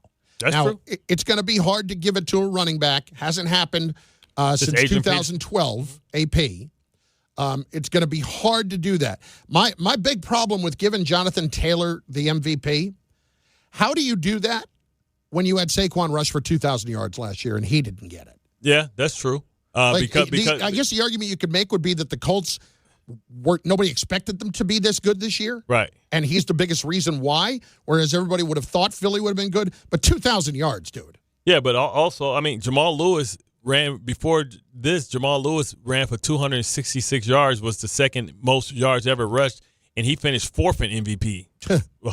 Which is crazy. Like, what are we talking about? The only person to win it was AP because he had the brand name before he did what he did, and he was wasn't he coming off of the knee surgery the year before? I believe he was, yeah. Right. Here's the other problem with making the case for Jones. If you want to, I would understand it, but you have to look at the larger issue here. Jones in New York was nothing without anything else, right? Now you have put him at a place where up until last week he'd only been sacked 6 times. That's actually one thing that caught me off guard last week is the Titans sacked him 3 times in the game. Yeah. So right now it's Denver who has the fewest sacks allowed in the league, followed by Indianapolis. Yeah. But the Indianapolis offensive line is great. Really great. Taylor, they have very good receivers, and Tyler Warren has been excellent for them. Yeah, he's amazing right now. I think he's like second in tight end receiving yards or something. He was first going into last week. Yeah. He didn't have a big game this past week, so maybe he's second now. But the point being, you ever go back and revisit that? Now Bowers from the Raiders isn't having a great year. Yeah, but he's been hurt a lot. Yeah, that's what I'm saying. But Ty Warren, remember it was who would you rather take, Mimbu or Ty Warren? We decided to take Mimbu, who's having a awesome rookie year as far as pass blocking and run blocking. Ranks right up there high as everybody. Yeah, I have no problem with Mimbu. I would not change that. I would not. And I don't know what Mason Taylor is. To me, he's feeling like I don't want to say he's just a guy. He's not but maybe Dustin just Keller. above just a guy. Yeah, he's not Kraft. Yeah. Those guys. But in a couple of years, he's not Laporta or anybody of those things. But doesn't mean he can't move into being and it doesn't mean he's not a helpful player. Yeah, and he's been injured. So, maybe he can be a more elite player. Maybe he can be a Kincaid, or maybe he can be a Knox. I can't build the case for Daniel Jones when he didn't lift other teams up before, right? Because, all right, I put everything around him, and he's excellent. He would have got a sports hernia trying to lift those dudes. I mean, remember, exactly. Jalen Hurts was the same way, though. No, but I can't. Okay, that's fair. Completely fair. That's why I can't make the case for Jones. Like, people will talk about it, but I won't make the case for him because when I have seen him in other places, it's not like Jones made everybody else better. What I'm thinking right now is that everybody else's presence is making Jones better in Indianapolis. Is that unfair? It's not unfair. Most quarterbacks are system quarterbacks. You put them in an environment, and then they thrive, right? Jalen Hurts was the same way. Baker Mayfield was the same way. Like Sam Darnold to a certain extent. I mean, he has Njigba, who's probably the number 1 receiver this year in football. We have a firing. Oh, I just saw it. Can't wait. It's not who you think. Oh. The Dolphins. Oh.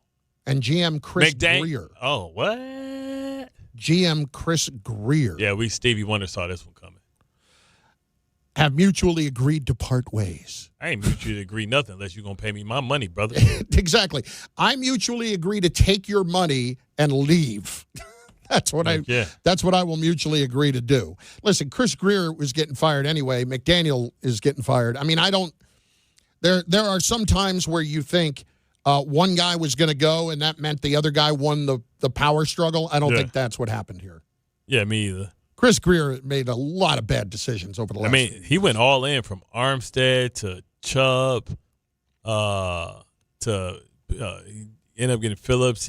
He moved Mika. Then brought him back. Johnny Pickham's hitting me with going back to the argument about Taylor.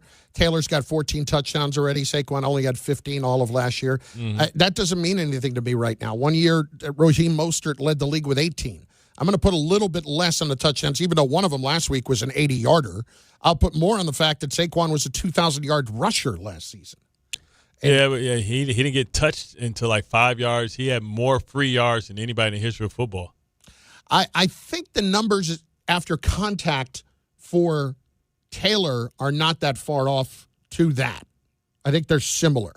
800-919-3776, 800-919-ESPN. So we will have the frenzy of football here in just moments coming up right after audio files. I would advise you to load the lines now because they are starting to fill up, and we will go somewhat in a rapid-fire manner, just depending on like if you make any sense or not, through your calls. Dave and Rick have the football frenzy.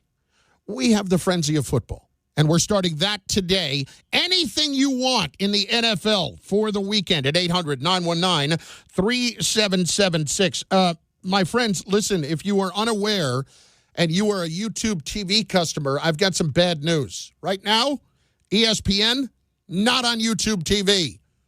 That whole thing stopped last night. Because we don't have a deal here, and YouTube TV is not getting their act together. And you could say, like, I'm on the ESPN side. That's fine. I'm a YouTube TV customer, and this is a major problem for me. So get the sports that you love back on ESPN, including college football, college game day, Monday Night Football, NBA, college basketball, and more. Right now, you don't have college game day tomorrow. Right now, you do not have that. You do not have NFL Countdown on Sunday morning. Get your act together, YouTube TV. Act now. Go to keepmynetworks.com to get ESPN back. Keepmynetworks.com. All right, audio files coming. On the way also, we've got Sideline to Sideline. We've got the frenzy of football that I just made up and completely stole from Dave and Rick. It's all there. Carlin's Corner Table a little bit later as well. Don't forget about that. It's all for you on ESPN New York and the ESPN New York app and on YouTube. When you're hiring, have you ever felt like you're missing out on meeting truly great candidates for your roles? It seems impossible to find them, but they have to be out there somewhere, right? Well, they're not hard to find when you know where to go, and that place is ZipRecruiter. And right now, you can try ZipRecruiter for free at ZipRecruiter.com/ESPN. ZipRecruiter helps 10 million people with their job search every day. And because these people are actively looking for jobs just like yours, it's easy to find the right person right away. In fact, 4 out of 5 employers who post on ZipRecruiter get a quality candidate within the first day. But if you're not using ZipRecruiter, you're missing out. So see what it's like when the impossible is easy. When you go to ZipRecruiter.com/ESPN right now to try ZipRecruiter for free. Once again, that's ZipRecruiter.com/ESPN. ZipRecruiter.com/ESPN. Never miss out on great candidates with ZipRecruiter. Did you know women account for 2/3 of all Americans living with Alzheimer's and 2/3 of all Alzheimer's family caregivers? Join the Alzheimer's Foundation of America at its Women Empowerment Forum on November 5th in Amityville to learn practical ways women can reduce their risk for Alzheimer's and enhance quality of life for themselves and their loved ones living with Alzheimer's. For more information or to register, visit alzfdn.org or call 866-232-8484. Listen up, football fans.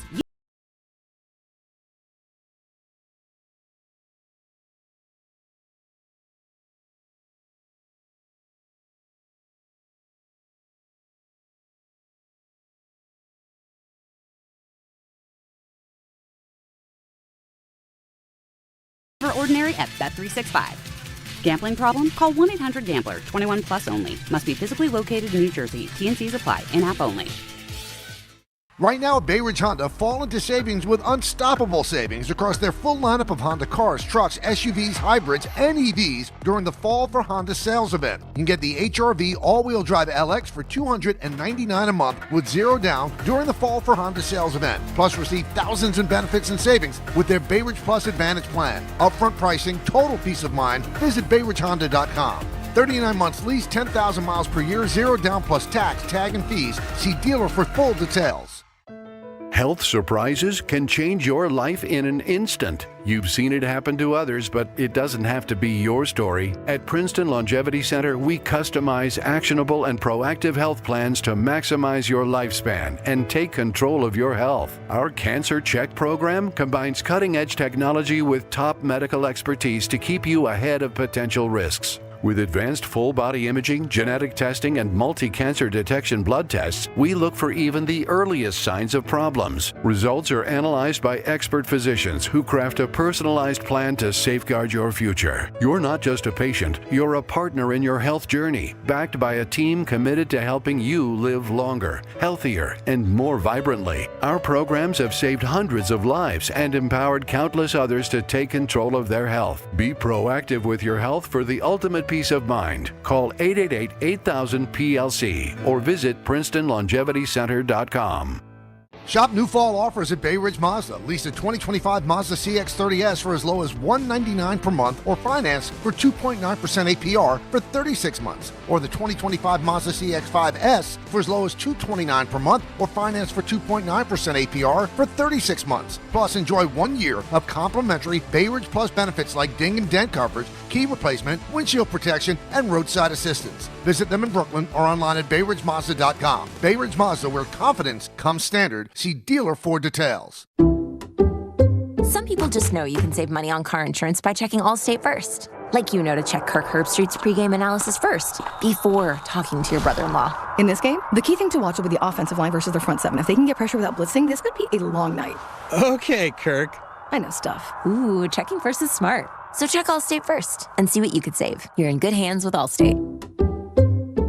Potential savings vary, including based on how you buy, subject to terms, conditions, and availability. Allstate North American Insurance Company and affiliates, Northbrook, Illinois. Your fantasy roster is set, the smack talk is heating up, and this season ESPN Bet is giving you more ways to ride with your squad. Introducing the ESPN Bet Fan Center, where you can instantly link and bet on your fantasy teams right in the ESPN Bet app. An enhanced sports betting experience only from ESPN Bet, the sportsbook for sports fans. Make the connection today with ESPN Bet Fan Center and the ESPN Fantasy app. ESPN Bet Sportsbook, download the app today. Must be 21 plus. Gambling problem, call 1-800-GAMBLER. Terms and conditions apply. See app for details.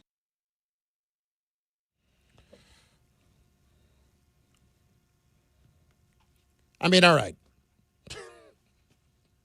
Bart Carlin, ESPN New York. This was one of my favorite all-time movies that I saw in the theater. Yeah, I forgot, man. This is like got to be number 2. This is right behind Thriller. Ray Parker Jr.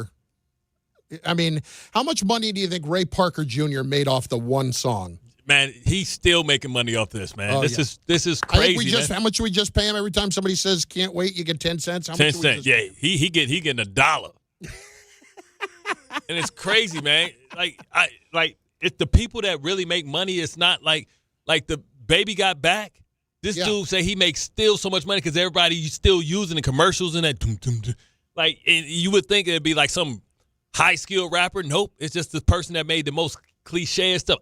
Ice, baby. It's a smeared off commercial. Like, come on, man. This dude's still getting chased up. Ice, baby. Bart, this is all I've ever wanted. Just one thing. Just one break in life, man. Just one. Oh, I've had breaks. I thought I had one. And we lost. And then Shotty killed you. Then we lost.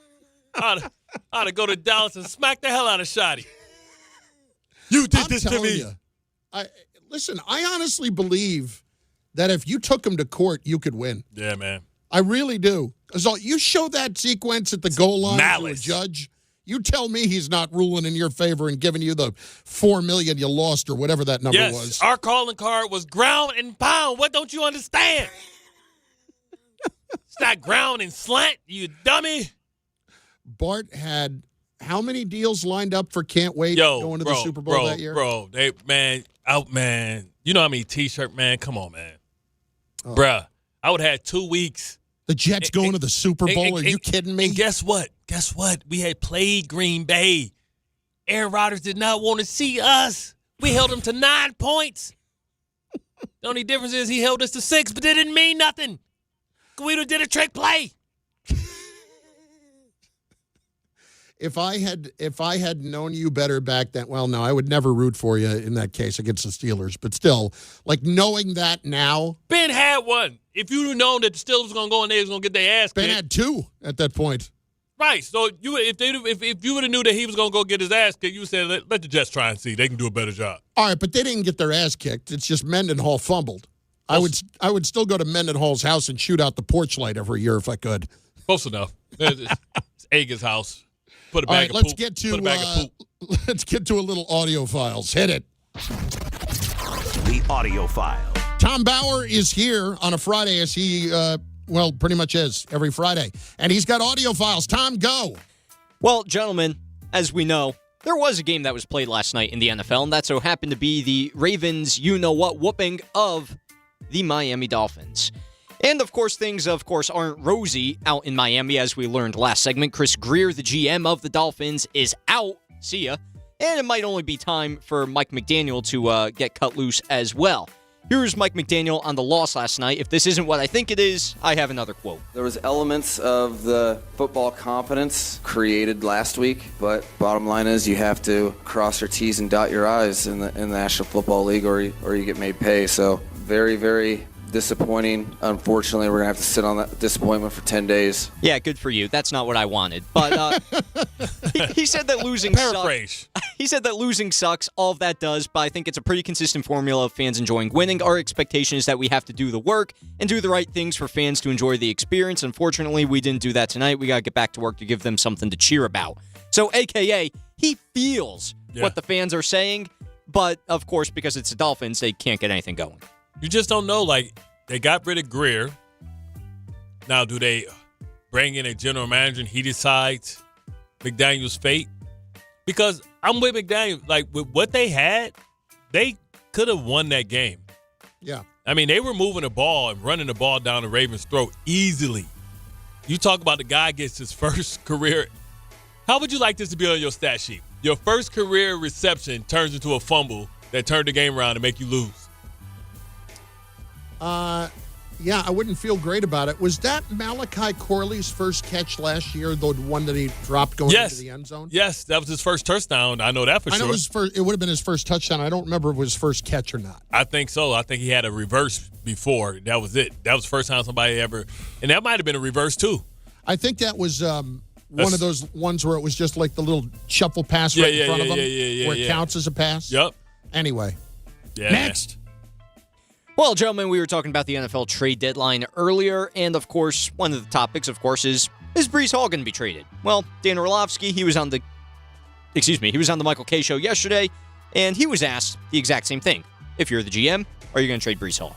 Oh, I would absolutely trade Breece Hall if I were the Jets.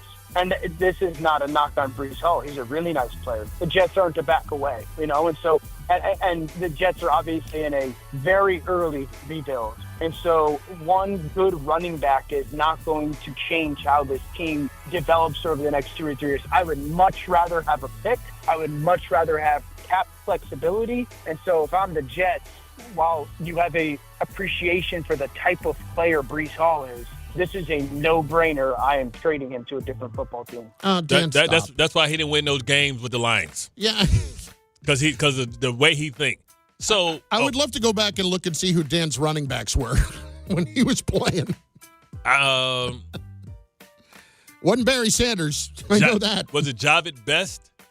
Maybe Javid Best and Georgia Tech. And the guy from Virginia Tech, Vickers dude, that dude? Kevin Jones? Yeah, Kevin Jones. Maybe him, yeah. But Kevin Jones in college was great. What's the guy? Is Best the guy that was the fast guy? Because he made Deion pull both his hamstrings. Yes. Yeah, yes. Yeah, he was the world-class track guy. Yes. Anyway, point being, this is not about the Jets being a back away. Yeah. This is about what my return is versus what I can get out of him. And if my return's a fourth-round pick, that does not justify not keeping him at $14 million for next year to help a rookie quarterback, and then we'll figure it out from there. It's not $14 million. $14 million is for guys like Jonathan Taylor, who rushed for almost 2,000 yards, 1,800 yards. So I looked at it yesterday, and it looks like the franchise tag is going to be around 14 for running backs this coming year. So that's what it's looking like. But again, if you have a rookie quarterback, and yeah, you're taking the hit a little bit on the cap next year, but you're not in any position where that's not going to help him. You're not in cap hell. You're going to have money to spend, and this is the thing. Like he's a very fine player, but you take him away, and then you got to replace him. Yes. And it's going to take you two people to replace him. I know they like Isaiah Davis, Bart, but he ain't breathe. I think, and I don't think Braylon Allen is either. And Right. Braylon Allen's hurt anyway. Ask them would they rather have Tyron Porter and Scotty Boo or Saquon Barkley. Tyron Tracy? Yeah, exactly. Next. So, gentlemen, just a quick update to the Dolphins situation. So, Yes. Adam Schefter is reporting that Mike McDaniel will remain the Dolphins coach for at least the rest of the season. After that, of course, it's going to be a little bit murky. Champ Kelly will be the interim GM down in Miami. Okay, so listen. He ain't making no trades. No, but what's been very clear before Tuesday? You don't think so? He's a backup general manager. You're going to trust him to make decisions? He ain't going to be the general manager in the future. Well, by now, they would have had some discussions already in place, wouldn't they? You would think. Yeah, if I get rid of Bradley Chubb, I would. Well, the other thing about McDaniel is that the owner Stephen Ross has always had an affinity for McDaniel, so he is doing everything he can to help him keep this job. Right. But I don't think anything's changing. As somebody who bet the under for the season, I feel pretty confident in that wager right now. By the way, so does FanDuel, based on what the payouts they're offering are. Yeah, I wonder at what point does he? I wonder at what point does the team just say, "I'm done, man. I'm just gonna go to the club." Next. All right, so how many more do we have? Just a little late on time, so maybe just one more. No, that's good because I only had one more that I wanted to get All right, well, to there anyway. we go. Perfecto.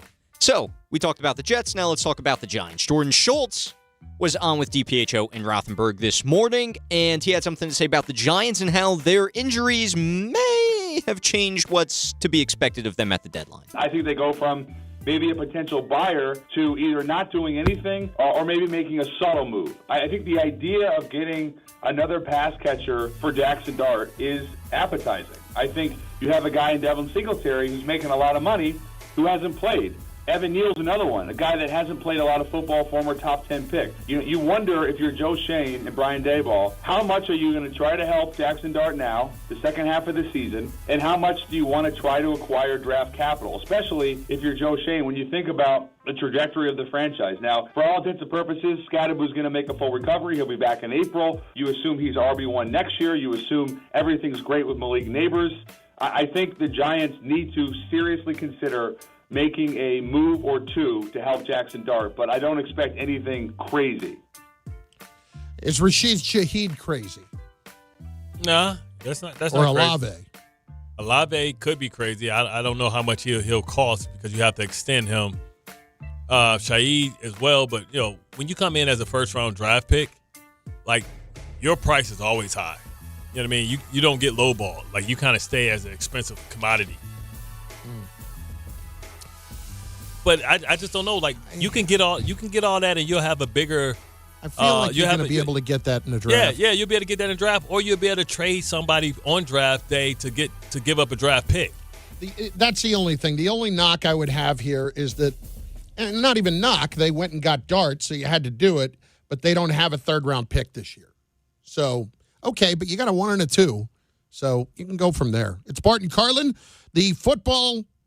Well, actually, I'm sorry. Excuse me. The Frenzy of Football is coming up next, and the listeners have responded. So we will get to those in moments. A reminder that everybody who is playing in the ESPN New York Survivor Pool, you got to make your pick before Sunday's 1 o'clock games to stay in the running for the $5,000 grand prize. Right now, after 8 weeks, 309 survivors, only Canty and Evan Cohen are the surviving ESPN personalities. So we'll ask Canty about that in a few minutes. Follow along on the ESPN New York app, powered by SplashSports.com. Our new segment, The Frenzy of Football. is next. Anything you want on anything around the NFL on ESPN New York and the ESPN New York app.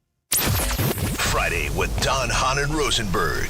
Will the Knicks get back on track in Chicago? Can Jaxson Dart and the Giants find a way to upset the 49ers? He is uber talented. I understand why Dayball went to the blue tent. I probably would have went too. I mean, kid's good, man.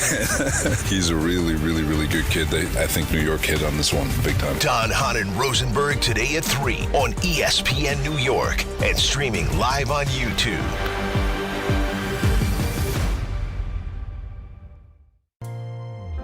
John Ryan. Yeah, Dad. I think I came up with a killer slogan for our law firm.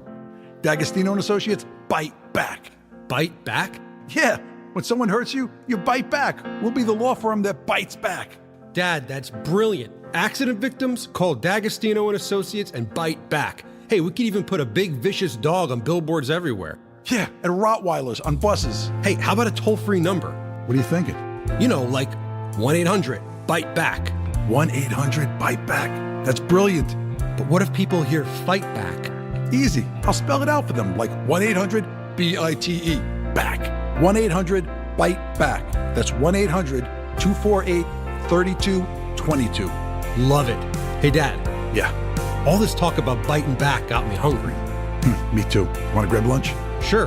Hey, how about a jingle? You mean like, D'Agostino, law, bite back. Looking for the best internet deal? It's just a fast phone call away.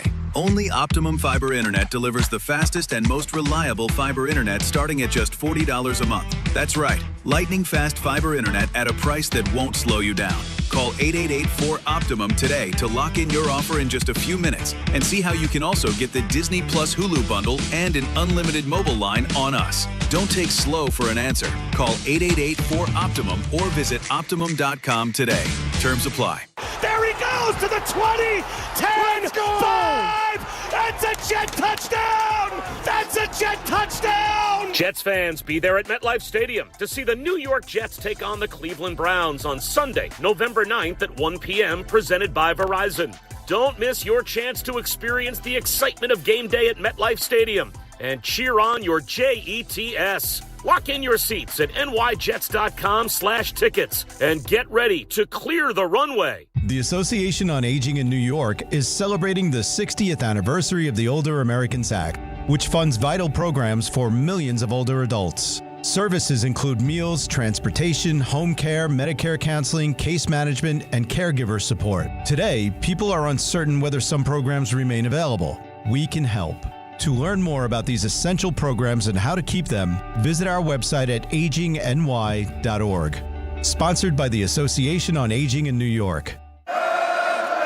Serving contractors, builders, and homeowners in the tri-state area since 1987, Brooklyn Window & Door is New York City's largest stocking dealer of quality Andersen window and doors. The professionals at Brooklyn Window & Door will help solve any of your window replacement needs or applications. Visit Brooklyn Window & Door's award-winning showroom to see the complete Andersen product line, including the 400, 100, A&E series. Andersen, built, backed, and serviced like no other window. Visit Brooklyn Window & Door at 185 30th Street in Brooklyn or call 718-WINDOWS.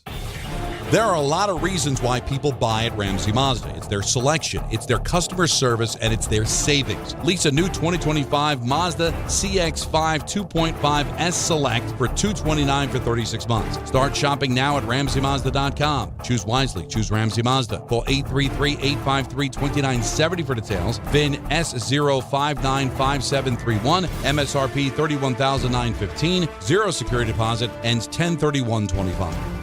Feeling stuck on your own 10-yard line in the career game? Maybe it's time to just go for IT. My Computer Career has the game plan to score a rewarding new IT career in months. Whether you're a rookie, a breakout career changer, or a military veteran ready to serve. Why spend years chasing a college degree when you can fast-track your future in IT starting now? Take your mark, get set, go for IT. Take the free career evaluation at mycomputercareer.edu today. Financial aid is available to those who qualify, including VA benefits. They say a full marathon is the ultimate test. For me, it's more than a race. It's a milestone I once thought impossible. Michelle Smallman here, and I'm running my very first marathon in New York City with the support of Gainbridge and Gainbridge Assists powered by Parity. Together, we're empowering girls and women through sports and education, with grants to 32 organizations in 21 states. Every step I take is for the finish line and for the next generation chasing their dreams. Here's to 26.2 miles and a future with no limits. In the city that never sleeps and never stops talking sports, ESPN New York is always on. Now you can live and breathe everything New York sports wherever you are. On your radio dial, on the ESPN New York app, and streaming live on YouTube. However you watch or listen, ESPN New York is always on for you. Hear us, stream us, watch us. This is ESPN New York.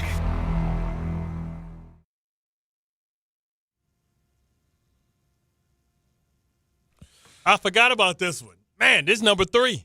It always feels like I guess there are a lot more watching me. Halloween who's playing songs. Tricks on me. Ooh. OJ, this is OJ the Juice or something? Juice Jones Is or this something. Orange Juice Johnson? Orange Juice Johnson. What was his other one? He had one other one.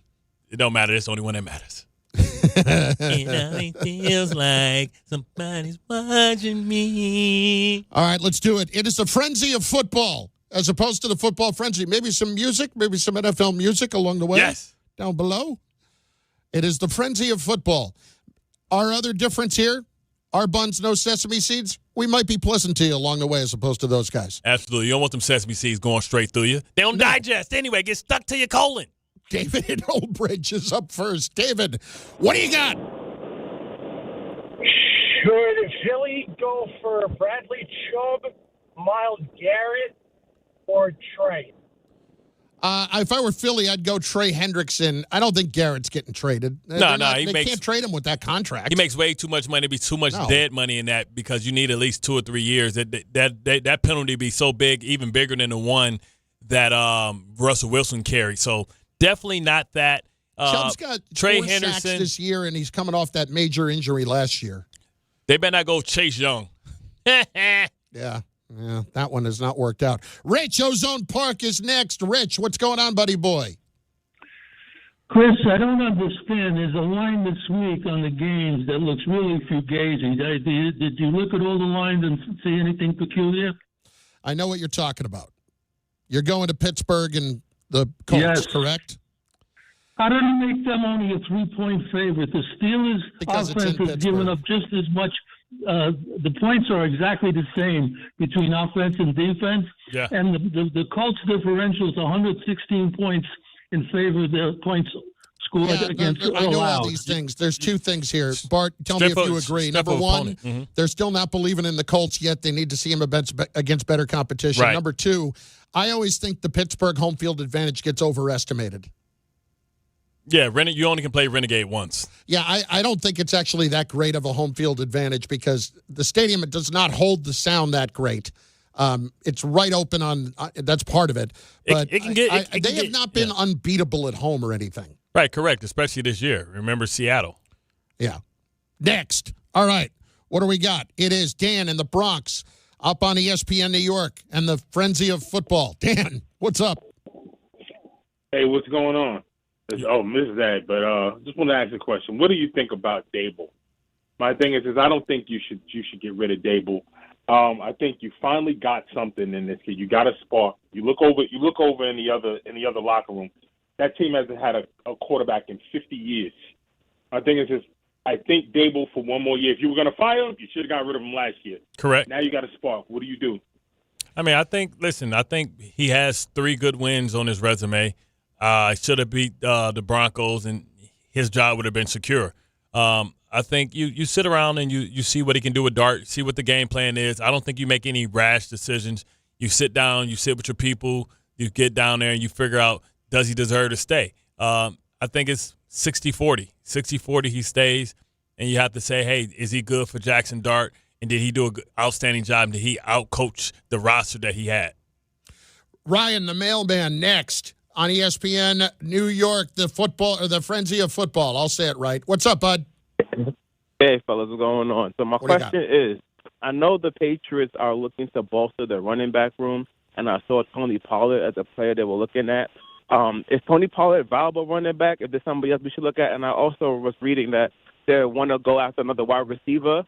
I saw Jacoby Myers as an option because he played a year with Josh McDaniel, which was his best year. But what about Chris Olave as a receiver for the Patriots to go after? Yeah, I mean, listen, nobody has more money than the Patriots right now. The Patriots have $56 million of money to spend. They have the most of anybody, so they can absorb. They can sign Chris Olave and give him a contract if you believe in him that much, and you believe that he's got over the concussion issues. Shaheed, whatever his name is. Yes, Rashid Shaheed. Yeah.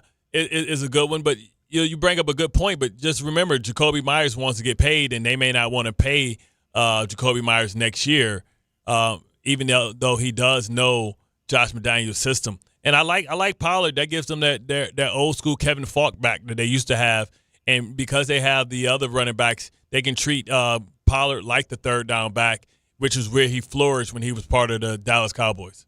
All right, last one for this segment. Tim, in the truck next. ESPN New York, Frenzy of Football. Tim. Morning, guys.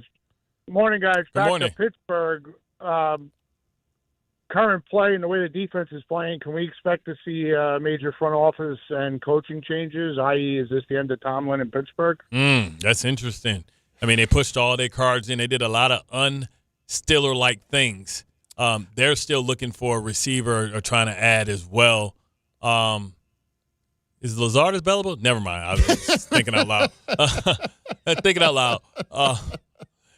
But, oh, yeah, that's right. They just brought in Valdez Scanley. I think we got the same agent. Marquez Valdez Scanley. He's a deep threat. But remember, he's the guy that fell out of graces with Aaron Rodgers in Green Bay. He wouldn't throw him the ball because he's running the wrong route. He didn't know what a red line was either. Damn. All right, that is the Frenzy of Football. The Frenzy of Football. I love it. I like the ring of that. We should coin that. More shows should do this kind of thing. Yeah. You know, as long as they don't steal ideas from us. I think we're onto something. It's Bart Carlin, Canty, next on ESPN New York. 1-877 Cars for Kids. KARS Cars for Kids. 1-877 Cars for Kids. Donate your car today. 1-877 Cars for Kids. KARS Cars for Kids. 1-877 Cars for Kids. Donate your car today. Ready to get rid of that old car? Donate it to Cars for Kids. Call 1-877-CARS-FOR-KIDS to reach a friendly live agent. Donation is super easy, and your car can be picked up as soon as tomorrow. Call us now, 877-CARS-FOR-KIDS. That's cars with a K to donate your car today. 1-877 Cars for Kids. KARS Cars for Kids. 1-877 Cars for Kids. Donate your. Did you know you can donate real estate too? Go to carsforkids.org. That's carsforkids.org. Ballybet Sportsbook. Yo, Ballybet stacked for football season. When it comes to sportsbook apps, it's undefeated. Ballybet. Check out that brand new Parlay Zone. Here's the kickoff. Build your bets and place them right on your phone. What? Live bets, daily boosts, and promos. Increase your odds so you can win more dough. Touchdown!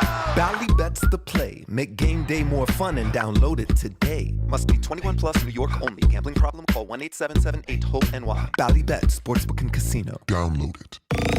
Dave Rothenberg here to tell you about my friends at Bathfitter. Now, they converted my kids' bathtub to a shower and did an incredible, really an unbelievable job. They offer all types of custom bath renovations, including their unique PermaFit solution for a watertight fit done in just one day. Durable and easy to clean with no demo or mess and lower cost than a standard replacement. And a lifetime guarantee. Right now, no money down, no payments, no interest until 2027. So start designing your bath today like we did at bathfitter.com. There's only one Bathfitter.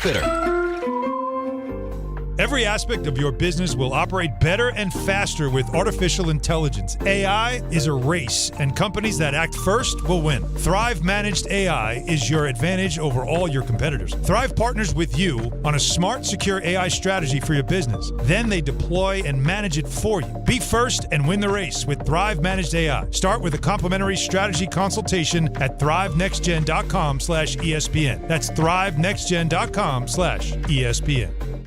Hey, this is Jalen Brunson. Jalen Brunson for three. And this is your home for New York Knicks basketball. This is 880 ESPN. WHSQ and WCBS-FM HD2, New York. All the way over Barzell. Score! New York Islanders hockey is back at UBS Arena, and it's time to bring the family and make some noise. With more afternoon games this season, the Islanders have special kids-themed games and activities for young fans. Play games pregame at the park and head inside for fun on the concourse and on the ice. Tickets for the 2025-26 season are on sale now. Get your tickets at NewYorkIslanders.com. Remember when they used to ask, what do you want to be when you grow up? At Bank of America, we ask every day, what would you like the power to do? When you work here, you help build businesses, inspire communities, and forge legacies. And now we've raised our U.S. minimum wage to $25 an hour. So the opportunity to do more also comes with competitive pay. Learn more at bankofamerica.com/25. Bank of America, proud to be an equal opportunity employer. At AT&T, we guarantee our network so you can talk college football with your BFF while taking Buster to the vet. Hey, yeah, I can't believe he ate the whole thing of chicken wings. And I can't believe we're staging a comeback. Touchdown! Yes! Staying connected matters. That's why in the rare event of a network outage, you'll automatically get a bill credit for a full day's service. For wireless downtime lasting 60 minutes or more caused by a single incident impacting 10 or more towers, must be connected to impacted tower at onset of outage. Restrictions and exclusions apply. See att.com/guarantee for full details.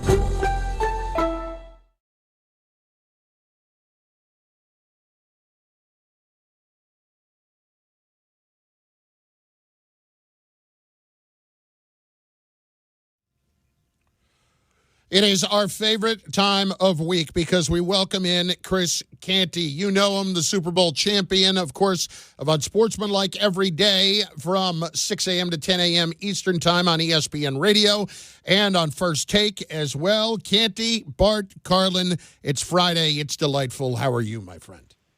I'm doing good. Happy Halloween, guys. Happy Halloween. Yeah, man. Was you Scott Livingston this morning? Nah, man, I wasn't no damn Scott Livingston. I had the Jordan jersey on with the ring on and the cigar. We ain't never seen no photos, championship photos, Scott Livingston with a cigar in his mouth holding the trophy. That's why I thought it was rare. I was like, is that Bison Dele or is that Chris Kevin Curry?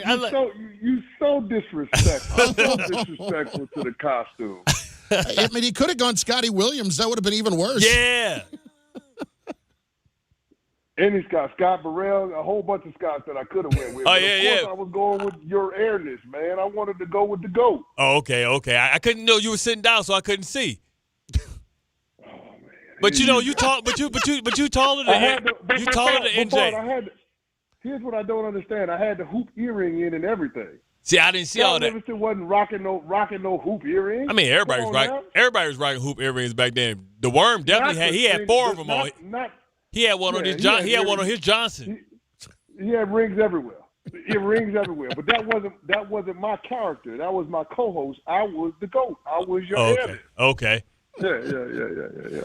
Well, outstanding work. Let's just start here, Chris, because we've talked a lot about this over the last couple of days. Where is the line? Let's start with the Jets. Where is the line approaching the trade deadline as to what you would move and what you would not move? Well, here's the thing. I have a hard time moving on from any of the core guys right now simply because Aaron Glenn is trying to establish his program and the identity of what this team is going to be into the future. And the only way to really reinforce that messaging is to give the players in that locker room tangible results to be able to deliver wins. So I'm not quite sure that I'm in the posture of moving on from any of those guys right now. I know the Williams brothers have been floated out there. Garrett Wilson has been floated out there. Breece Hall has been floated out there. I got to be honest with you. Jermaine Johnson as well. I'm not sure that I'm ready to move on from any of them. If there were one that I would pinpoint, I would potentially look at Jermaine Johnson because I don't know that you're going to be in a position where you want to pay both him and Will McDonald down the road. So that might be an option. But to be honest with you, I think it's far more important to allow Aaron Glenn to continue to establish himself as a head coach, and that means being able to run into a few more wins in the second half of this season. What about on the when you talk about Will McDonald versus Jermaine Johnson? Would Will McDonald be more attractive to somebody because of the years of control and the fact that he's a natural pass rusher? Bart, hard stop. I'm not trading Will McDonald. But Jermaine Johnson is the better player. We do agree that he's the better player. Maybe not the better pass rusher, but the better overall player. I don't know, Bart. I don't know about that. I have a hard time saying that sitting here today. I have a hard time saying that. If there was one guy that I would say I would be willing to part ways from, it would be Jermaine Johnson. I'm not moving on from Will McDonald. Is the injury factor the biggest reason why, or do you feel like there's a massive, not massive, do you feel like there's a considerable gap between the two? I think there's a gap between the level of pass rusher that Will McDonald is versus Jermaine Johnson. Now, I'm not saying overall player, but I'm saying in terms of the pass rush element to it. And guys that win one-on-ones consistently in this league in pass rush get paid a hell of a lot of money. I'm not moving on from Will McDonald. I'm just not. Okay. Now, I get it. It's a personal preference thing. It's, what scheme you employ, what flavor do you like, ice cream or chocolate. They're both damn good, but it's what I would value. But I think that if you're looking at it long-term for where the New York Jets are building toward, I have a hard time moving on from Will McDonald. That play that he made on special teams down in Tampa, Jermaine Johnson not making that play. Oh. He's just not. He's not making that play. Ooh. He's not. Jermaine's athletic like that. Bart, ain't a whole lot of people in the NFL making that play, Bart. That's special. It's special. So, I would have a hard time doing that. Bart, again, I don't want to dispute that because you're splitting hairs. But what I'm saying is, if you're going to move on from one, if it were me, I would move on from Jermaine Johnson before I would move on from Will McDonald. That's it. All right. Same question in relation to the Giants. How much different of an approach should they have toward the deadline because of Dart's presence? Well, I hate to answer a question with a question, but how much do you trust the general manager? I trust. I don't. If we're talking about the kind of trades we're talking about, we're probably not talking about the super high end moves here. And I'm not going to add. I personally would not trade for a receiver to help him at the moment, even though it would assist him with no neighbors. I'm just talking about trading off guys, especially since I have one less pick this coming year with the third rounder I gave up to get Dart. Well, I'll say this. I don't think the Giants need to be additive at the deadline. I think that Jaxson Dart has shown enough to make everybody believe that he is capable of being a force multiplier and raising the floor of everybody around him. So I don't want to be cliche and say next man up, but it kind of feels that way with him at the helm. The most important thing is being able to protect him, being able to keep him upright. He's still got guys that he can throw the football to, Theo Johnson, Wan'Dale Robinson, Darius Slayton, so on and so forth. I think it's going to be important that they provide some semblance of the run game beyond the quarterback design runs. Again, I think it's going to be critical for Brian Daboll in terms of how he calls the game, making sure that he gets into a rhythm where him and Mike Kafka get into a rhythm where they can protect Jaxson Dart with having some balance on the offensive side of the ball.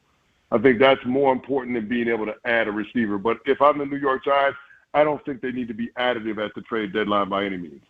Now, we haven't got your opinion on this, but do you think the words of Carl Banks is warranted when it comes to respect to like Dexter Lawrence and him not really being the player that we saw last year? Nah, I don't see that at all. I mean, Dexter Lawrence is top 7 in terms of most double-team defensive linemen in all of football. I don't see what Carl is saying. Certainly, the defense last week didn't cover themselves in glory. That offensive line for the Philadelphia Eagles without Cam Jurgens used that Giants front as a get-right game. You don't like it when not one but 2 running backs go over 100 yards rushing. So I understand the frustration, but I don't think you can just pin it on Dexter Lawrence. And a bad game does not mean that the player a bad game is not a bad sign necessarily for a player being in decline. I don't see Dexter Lawrence as a declining player. I still see him as one of the most dominant defensive forces in the National Football League. Chris Canty with us on Sportsmanlike every day, 6 to 10 a.m. with Evan Cohen and Michelle Smallman. Michelle's running the marathon this weekend, by the way. Am I correct? The marathon is Sunday, right? Oh. It is November 1st. Yeah, she's running a marathon. Big day for Michelle Smallman. Obviously, she was Dennis Rodman on our show this morning. Then she bounced on us. She went to Vegas, switched her gears, then jumped on Good Morning America. So she did that. And then she's doing the marathon on Sunday. So a busy week for Michelle Smallman, but she's running it for the V Foundation. Folks can go to vfoundation.org and donate on behalf of Michelle Smallman running the New York City Marathon. Well, she better hydrate, gets her electrolytes, because she running doing all that traveling in the plane. I'm so happy I'm not. Like the Jets have a bye week, and I don't have to deal with the traffic trying to go down to S&Y for that. Man, you just remind me, that's usually the worst day of my life. They make you park 8 blocks away from the damn place. Canty, as we look here moving forward with the deadline on Tuesday around the league, who is the team that absolutely has to do something? I think the Dallas Cowboys absolutely have to add. I mean, you can't waste a prime year of Dak Prescott. Anytime Dak plays in all the games, the floor for the Dallas Cowboys is 8 wins. And more often than not, they're going to be in the postseason. If you consider the injury history for Dak over the past 5 seasons, you're talking about 3 of them with him missing at least a month of playing time. So I just don't think that you waste a healthy year of Dak, and that's why I think the Dallas Cowboys need to add. They're going to get some help on the defensive side of the ball with DeMarvion Overshown coming back at some point before right around Thanksgiving. And so I think that if you can add another player, another pressure player on the defensive side of the ball, then all of a sudden Matt Eberflus has more to work with in terms of making that defense at the very least competent. I don't think they've got to be a top half of the league outfit. I just think they can't be the worst defense in the NFL. And if they're not the worst defense in the NFL, then all of a sudden we can entertain the possibility of the Dallas Cowboys being able to grab that last wild card spot that feels up for grabs in the NFC. Yeah, I think a guy like DeMario Davis, if he's willing to walk away, give them something with Overshaw on the other side, and maybe Trey Henderson. I'm surprised that what I'm hearing from Trey Henderson is a 4th and a 5th.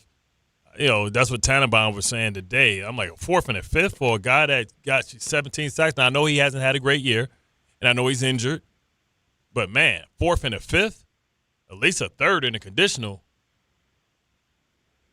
Yeah, that sounds like a Cincinnati problem, Bart. But here's the thing: the reality is that they decided that they didn't want to sell him this offseason when the price probably would have been higher in terms of what they could fetch. Now they're in a situation where they got to take what they can get. You know, we'll see what ends up happening with them and whether or not this weekend's results dictates whether or not they decide that they're going to stay pat or whether or not they're going to sell off Trey Hendrickson. Because I still think that if things break a certain way, Cincinnati can get into the mix in terms of being able to contend for the AFC North title. Really, there is no team in the AFC North that's out of it. But if Cincinnati loses to the Chicago Bears at home the week after they lost to the New York Jets at home, then all of a sudden I think that the team can ditch any illusions that they have of contending with the Steelers or the Ravens for the AFC North title, and they can trade Trey Hendrickson. So I think that ends up being interesting in terms of what they do, being informed by what happens on the field this Sunday. Chris Canty with us. Bart made the case this morning based off of what we saw last night and assuming that they can go on a run, that you can actually start to build the case later in the year. If the Ravens come back, win the division, and they're, headed to the playoffs again, the Lamar MVP case can actually come back up off of the injury. Your take? Man, Bart, what were you on when you made that take? Well, we were talking, if Joe Fortenbaum, we were talking about how Lamar Jackson is 50-1 and how that's moving up if they go on a run, because if anything, his absence proved how important, how vital he is to the Ravens, because the Ravens average 16.5 points more when Lamar Jackson is in the lineup. And Lamar Jackson, Patrick Mahomes has 17 touchdowns, 3 interceptions. Lamar Jackson has 14 touchdowns and 1 interception in 4 less games. Couple things there, Bart. First of all, if my math serves me correctly, Lamar Jackson was on the field for 3 of the 5 losses that the Baltimore Ravens have already on the season. But what's the point? So let's not pretend. No, I'm just saying, let's not pretend that Lamar Jackson has no blame in how the season for the Baltimore Ravens has gone. Right? He's got to have some level of accountability in this too. There's plenty of blame to go around, but his hands ain't clean in all of this. So there is that. Secondly, when it comes to the MVP, you typically have to be a top 2 seed in your respective conference to merit any consideration. I mean, Joe Burrow put together a fantastic year. His team was 9-8 last year. Did not sniff an MVP. Didn't sniff it. You got to have a certain level of team success too. And I think as far as the Baltimore Ravens season has gone, Lamar's probably already disqualified from that standpoint. So I don't think that Lamar is going to put together an MVP campaign. I think that's just throwing good money after bad. So let me ask you this. Who's your front runners? Because remember, we just got to the quarter pole. It's not how you start, it's how you finish, because Lamar led MVP all year, and Josh Allen took it away in the last two games. So who do you have? Jonathan Taylor won, right? And maybe Daniel Jones if he continues this, but they're going to take votes from each other? Jonathan Taylor is in the mix. Drake May is in the mix. Patrick Mahomes is in the mix. And here's the other thing that people need to keep an eye on. If you want to go with a dark horse for an MVP candidate, don't take a gander at Jalen Hurts' numbers. I know it hasn't been sunny in Philadelphia all season long. But just go take a look at Jalen Hurts. I was tripping. Just go ahead and take a look at Jalen Hurts. And I was tripping. Take a peek. Just take a peek. Take a glimpse. I'm gonna take a gaze. They'll have the team success, and he'll have the touchdowns and very few turnovers. Just take a look at Jalen Hurts' numbers. And coming off of a Super Bowl year, Super Bowl MVP, they trying to find a regular season MVP, validating all of that. I'm just saying, Jalen Hurts is not off the board in terms of being able to put together an MVP campaign. Now, I could have seen if you said Baker Mayfield, but Lamar Jackson numbers probably going to be the same as Jalen Hurts. Like, Patrick Mahomes has already lost 3 games. I guarantee you Lamar Jackson ain't going to have as many team wins as Jalen Hurts. Say what you want. We might not agree on it, but the reality of how voters look at it is the reality of how voters look at it is that quarterback wins is an actual stat. It matters. Based on how the MVP voting has gone for the last 20 years, it matters. What are you giving out tonight, candy-wise? It better be full of bars. I ain't giving out a damn thing, Carlin. You rich as hell, man. Oh, so I'm not giving out. Whoa, Chris. No. Let me explain. I'm not giving out anything because I'm traveling to Chicago today. I got to go check in. My wife and I are going to check in on my mother-in-law, and so I will be in Chicago for the weekend. And you'll be giving it out there too. You can give out candy there too, Chris. Canty, I'm already here. I'm in Chicago. I'll go check in on your mother-in-law if you want right now. I'll do that. Just give out the real candy tonight. Easy, big fella. I don't like the way you said that. I don't like the way you said that. Bart, you need to help. You need to help your partner out because the way he said that don't sound right to me. I go check on Big Mama. I go check in on your mama. Come on, man. That don't even sound right. But this is what you want to do. You want to give out some candy because this time calling over there in a robe. So because this time next year, it's lonely out here, man. This time next year, you're gonna have your baby in a Winnie the Pooh outfit or a pumpkin or something. So you'll be out there in them streets next time giving candy out or getting candy. So you got to put out a good omen this year. Yeah, I mean, listen, they're giving out candy in the building I'm in New York. So the kids are not going to be without the treats and the sweets, all of that stuff. Yeah, so that'll be done. We're good, Bart. Okay. Don't be mad at me because I'm not going to give out candy at the hotel that I'm staying at with the kids that's going to be there. I'm just not doing that. Man, you supposed doing too much. You supposed to show up as Lurch. You rained. Mommy's a giant. You just going to come up with all the Halloween costumes that I should have. Meanwhile, you had a golden opportunity on national television this morning to wear a Halloween costume, and you chose not to do anything. It didn't come in time. You know what I had? Don't worry about what I'm doing for Halloween. You worry about your own damn costume. You know what I had? Like I had the smoking stack. I had the smoking stack one from Sinners. You had the smoking stack. Yeah. Yeah. You were that this morning gonna get up? No. I didn't have it. It didn't come through. Amazon let me down. It didn't come through. Amazon let me down. How Amazon gonna let you down and you are the damn Amazon delivery guy? My bad. I mean, how the hell does that work? Spirits, Amazon man. Amazon let me down. You are the Amazon guy. That is true. I'm listen, gonna leave a bad review for myself. Listen, just text me the address. I'll take care of it. We'll see you later. Hey, Carl. All right, Carl. He say bringing a deep dish. You've gone too damn far, big fella. You're going too far. Bringing a deep dish. Travis, have a good weekend, boys. We'll talk to you man. next week. Happy holidays. That's Canty. Of course, you know what I was thinking about today? And granted, I'm not home to do this, and my wife will be giving out the candy later. We did not have a discussion about this because we're in a new place now. So we're in a townhouse-type development, and there are a lot of kids, but it's still a development that's new and that people are not necessarily all moved into yet. Mm. So, but I was thinking about this just a little while ago. Now, it can't just be about the full-size candy bar. Doesn't it have to be about the jumbo size now? Oh, hell no. You know what I mean? Like the Reese's, the big the four Reese's, the king pack? Reese's has got the 2 cups now, but they're big. They're thicker. They're like, I told you the other day, I went to I got one. It was like $3. Oh, wow. It's like $3 for one of those things. But inflation. Like, I don't know. So it's not, that's going too far. The jumbo candy bar is going too far. Yeah, that's like, you can't be giving out big gulps to little kids, man. And get somebody type 2 diabetes. What's the difference between the regular size and the big gulp? A nickel? about 500 calories. Bart's got this from Samuel. Go. What do you got? This fall, don't sit on the sidelines because of pain. If you're tired of waking up stiff, fighting neck, joint, back pain, and you're missing out on the things you love. It's time for you to take action. Call Dr. J. Shaw at Sandwell Pain, Jersey's top pain specialist. Dr. Shaw is a Ivy League trained, double board certified, laser focused on one thing, getting you back in the game. Living pain free, no surgery, no cuts, no downtime, just precise image guided treatments that deliver real results.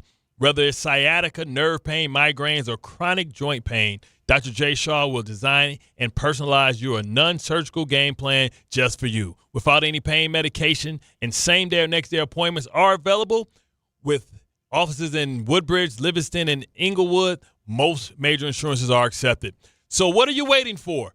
Don't let pain keep you out of the action this season. Visit Sandwell Pain.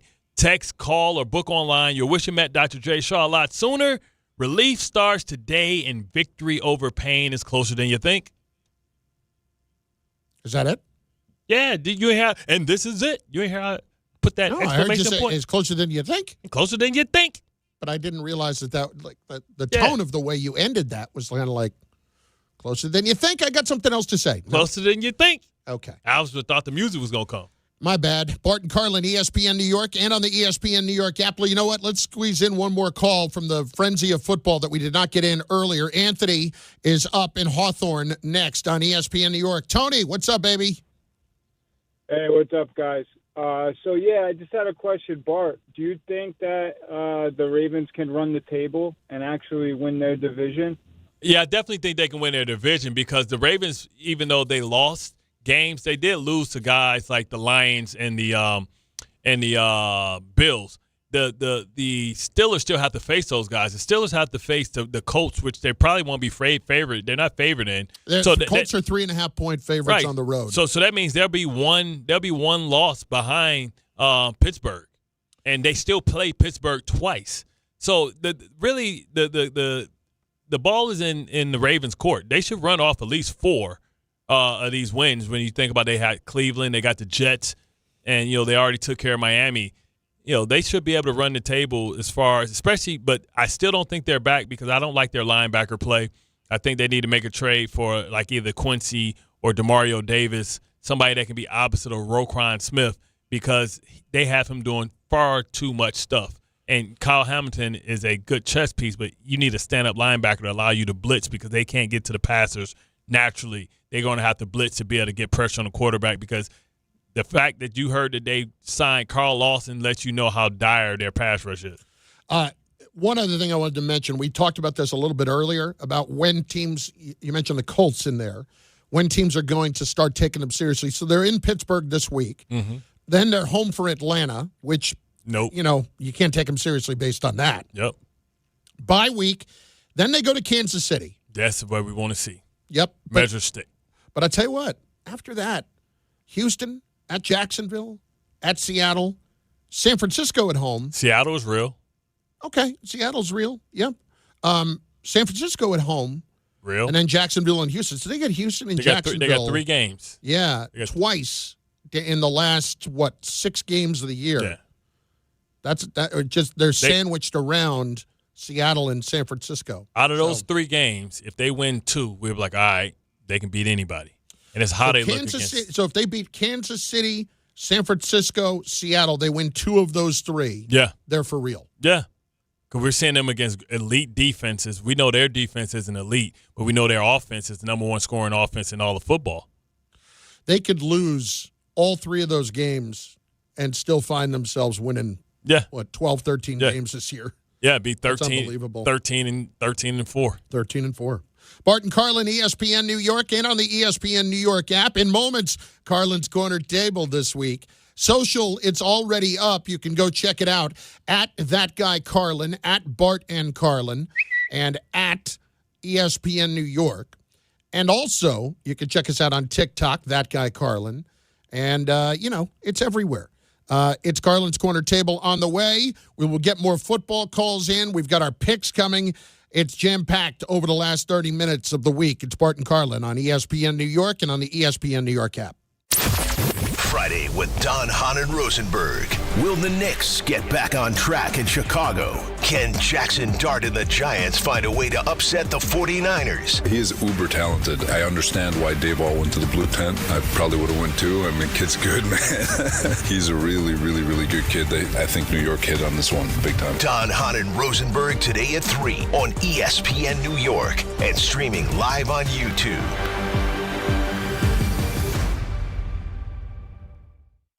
That free.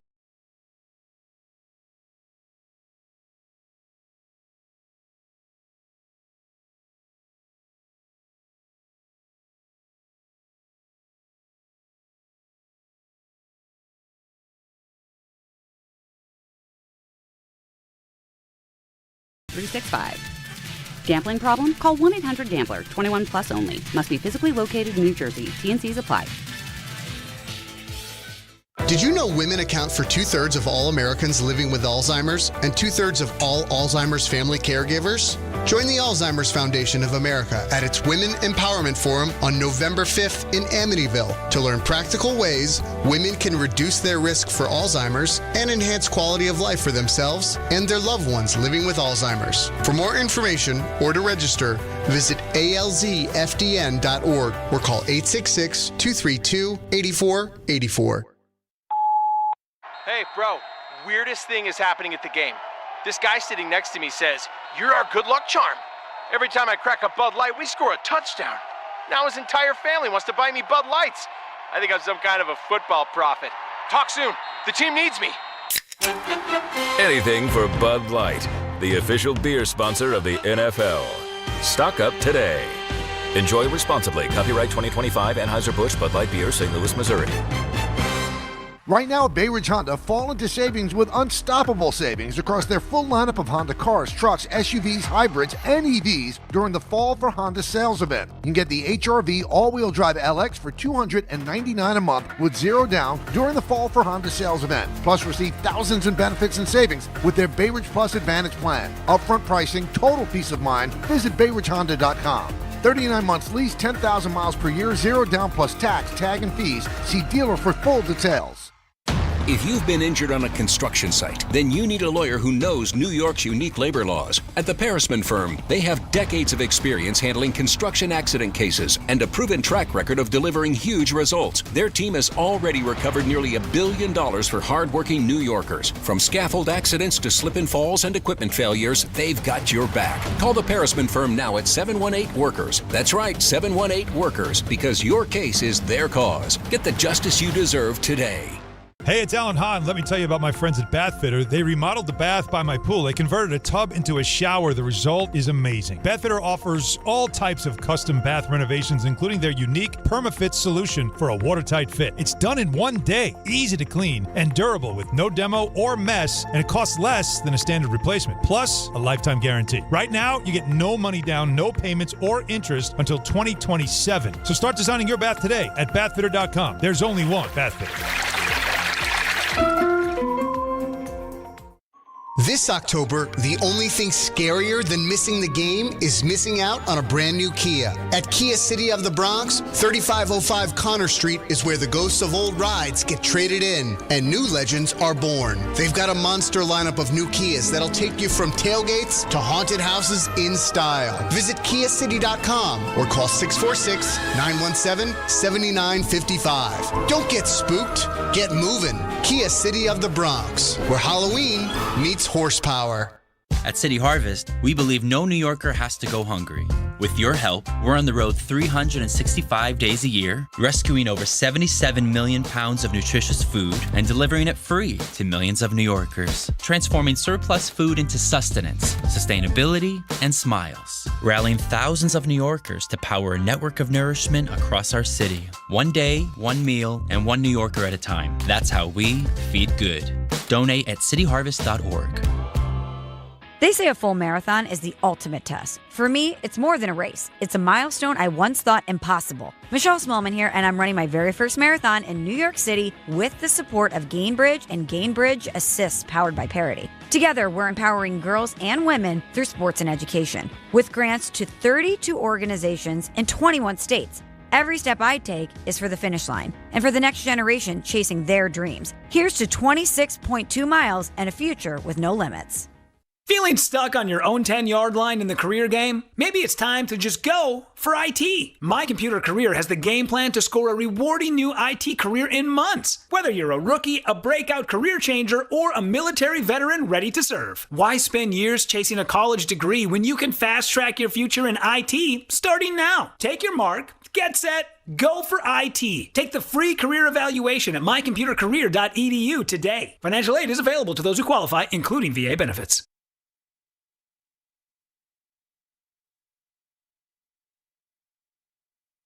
I see what you did there. It's Bart Carlin, ESPN New York, and on the ESPN New York app. Bart, it's the fall. And in the fall, what do we love? We love warm beverages. You were talking about your hot apple cider the other day. Cinnamon sticks. With cinnamon sticks in it, I couldn't agree more.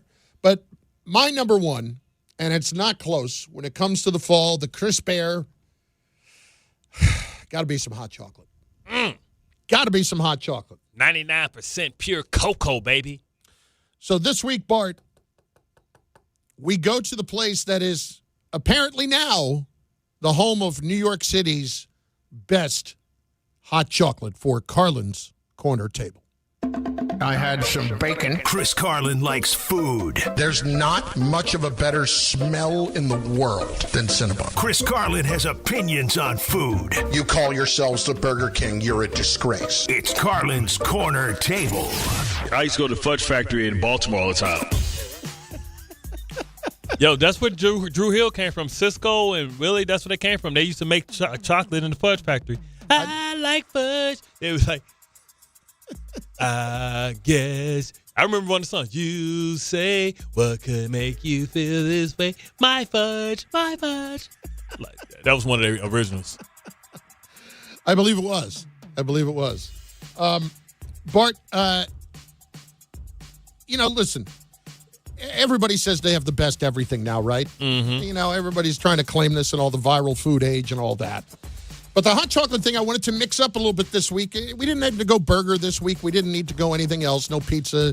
Let's go to something else that people, I think, universally love, and that is hot chocolate. I don't know many people outside of allergies who don't enjoy a good cup of hot chocolate. And I don't know about you. There might be nothing worse, and I really mean nothing worse ever in life, than having bad hot chocolate. Watery. Like if you're going to drop the Swiss Miss into some water, we got a problem. Like, that's just, all you're giving me at that point is brown water. That's it. Right? And it's not a knock on Swiss Miss. You can make Swiss Miss. You throw in some milk. You make it with milk. That's what you do. Well, this week, we went to Cafe Panna. P-A-N-N-A. There are 2 locations. One is at 19th and Irving Place on the east side in Gramercy. And one is in Brooklyn in Greenpoint at 16 Norman Street. Or Norman Avenue, excuse me. And as I said, that's in Greenpoint, Brooklyn. Now, Cafe Panna is known for its ice cream. They've got different kinds of ice cream. They make their own pints and all that kind of thing. But they are also known for their hot chocolate, so much so that they actually have a separate line for hot chocolate outside. Now, keep in mind that I went on Wednesday. Temperatures, high 50s. But I went at like midday. They open at 1:30 p.m. So I was not there that long after they opened, and there was a line. Not a long one, but there was a line for the hot chocolate on a Wednesday at 1:30. So you can imagine what that looks like, otherwise. And I thought, listen, all right, this had better be good. So I get online, and not that long, 5-6 minutes at the most, I get a cup that is probably, the size of a normal cup of hot chocolate, normal cup of coffee. Little on the pricier side at $7. So you're thinking, this had better be pretty good. Well, right away you can tell in the presentation that this is not a crappy cup of hot chocolate. They are giving you chocolate shavings on the top. They are giving you whipped cream that is actual whipped cream. Like, I know people love whipped cream out of the can with Ready Whip and stuff like that. I do too. I have no problem with it. This is the kind of whipped cream that you make it home, and you actually whip the cream and you put it on the pies around Thanksgiving. Meringue. It's like meringue. It's like a thicker cream like that. Churning it up. It's not like a meringue, but it's like a thicker cream. It's like you take actual cream and whip it yourself. Whip it good. Yeah. And then there is the chocolate. Bart, I think whether or not you like having whipped cream on top of it, I think it always helps if you actually get hot chocolate that's hot. What a novel concept. Something that's called hot chocolate is actually hot, and it's chocolate. Chris, you all got kids, but, they call it kids temp. Exactly. Yeah. No, that's not what this is. It is a deep and rich and very flavorful chocolate. It is a thick hot chocolate. It is thick like blood. You know what I mean? It's not water pouring out of it. You can almost chew it. You're not far off. It's thick like Pam Grier. Yes. Exactly what I would have said if I wanted to get fired. Yes. I want a cup right now. It is, and then you've got the whipped cream, which is legit whipped cream, and the chocolate shavings on top. So you ever do you like whipped cream on hot chocolate? I do. I think it's essential. It kind of cuts through like the richness of the chocolate. Exactly. And it's got the coolness to it that plays very well with the heat. So you don't burn the roof of your mouth, and you can taste the rest of your food for the rest of the day. So you have to make sure that you get the adequate amount of whipped cream in that sip. And it really does. It delivers. And I told you, I know it's $7, but if you are walking around the city, like I highly, highly recommend this place, Cafe Pana, because this hot chocolate is the kind of hot chocolate you're not going and having 6 cups. You're having one good cup of hot chocolate. And I don't know about you.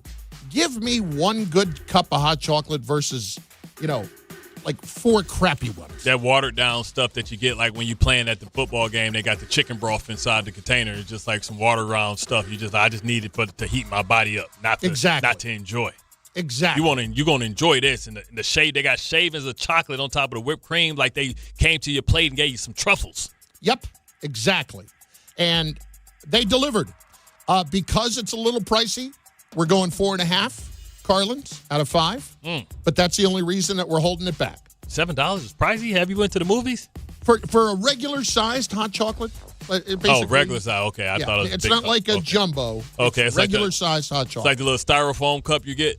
A little bit bigger than that, but not much. You got a little bit bigger than that. All right, done. All right, that was it. Bart, you're walking around the city with your lady, arm in arm. Yes. You're enjoying the autumn crisp temperatures. What's better than a cup of hot chocolate? And I'm in the bushes. I saw you walking in the rain. That's Orange Juice Johnson. You were holding hands, and I never be the same. You got to give it to me for knowing that. You got to give it to me for knowing that. Absolutely.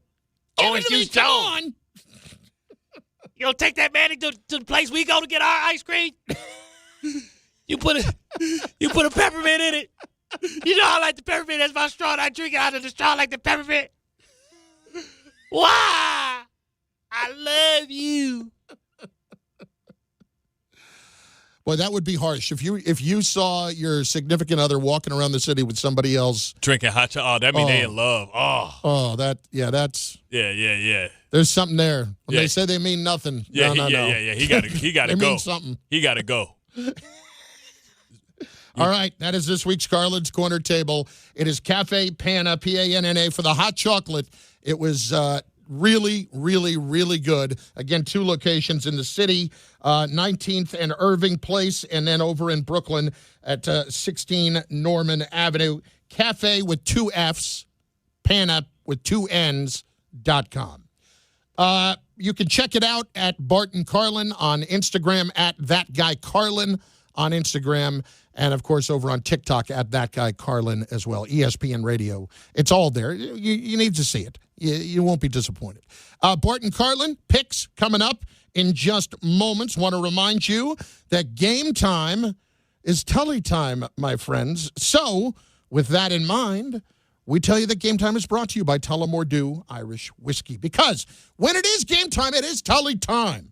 7 o'clock, Islanders in Washington to play the Capitals. 8 o'clock, Knicks here in Chicago to play the Bulls. NBA Cup group play game. If I was not driving down to Champaign, I would go to that game. Coverage begins 7:30 right here on 880 ESPN. And at 8 o'clock, it's Game 6 of the World Series in Toronto. Blue Jays try to close out the Dodgers. Coverage begins 7 p.m. on 1050 ESPN New York. Tullamore Dew is the original triple distilled, triple blended, triple cask matured Irish whiskey. Be sure to grab a Tullamore Dew or try the new Tullamore Dew Honey during today's action. Glasses up to enjoying Tullamore Dew responsibly. Our picks for the games this weekend are next on ESPN New York. Make cancer screening a part of your annual healthcare routine. New York Presbyterian offers a full range of cancer screenings, including lung, cervical, prostate, colorectal, breast, and more. Regular cancer screenings could save your life by detecting cancer at its earliest, most treatable stages. Screenings are available across New York City and Westchester. Learn more at nyp.org/cancer screening. Stay amazing. New York Presbyterian. Every aspect of your business will operate better and faster with artificial intelligence. AI is a race, and companies that act first will win. Thrive Managed AI is your advantage over all your competitors. Thrive partners with you on a smart, secure AI strategy for your business. Then they deploy and manage it for you. Be first and win the race with Thrive Managed AI. Start with a complimentary strategy consultation at thrivenextgen.com/ESPN. That's thrivenextgen.com/ESPN. Shop new fall offers at Bay Ridge Mazda. Lease a 2025 Mazda CX-30S for as low as $199 per month or finance for 2.9% APR for 36 months. Or the 2025 Mazda CX-5S for as low as $229 per month or finance for 2.9% APR for 36 months. Plus, enjoy 1 year of complimentary Bay Ridge Plus benefits like ding and dent coverage, key replacement, windshield protection, and roadside assistance. Visit them in Brooklyn or online at BayRidgeMazda.com. Bay Ridge Mazda, where confidence comes standard. See dealer for details. At Uline, the prevailing opinion is, if you don't live it, you don't believe it. The people at Uline believe in hard work, and they live it by being there 24/7 to answer your call, having 41,000 items in stock, and offering same-day shipping from 12 locations across North America. Business owners, sellers, buyers, shippers, and packers believe it. Uline is the hard-working, dependable source for your shipping and industrial supplies. Visit uline.com. D'Agostino Law Bite Back. I'm injury attorney John Ryan D'Agostino, nicknamed The Closer, continuing D'Agostino and Associates' legacy of helping the injured for over 35 years. My father, John D'Agostino, built this injury firm to help accident victims. This is John D'Agostino, and this is a family firm. For us, it's about doing what's right and making sure somebody pays for your pain. Call us first at 1-800-BITE-BACK. That's 1-800-BITE-BACK. They call me The Closer because big or small, in court or out, I'm fighting to get the job done, to win, to get you every dollar you deserve. D'Agostino and Associates has offices throughout New York and New Jersey and will come to you. I've been there and I'll be there for you. Call us first at 1-800-BITE-BACK. 1-800-BITE-BACK. That's 1-800-248-3222.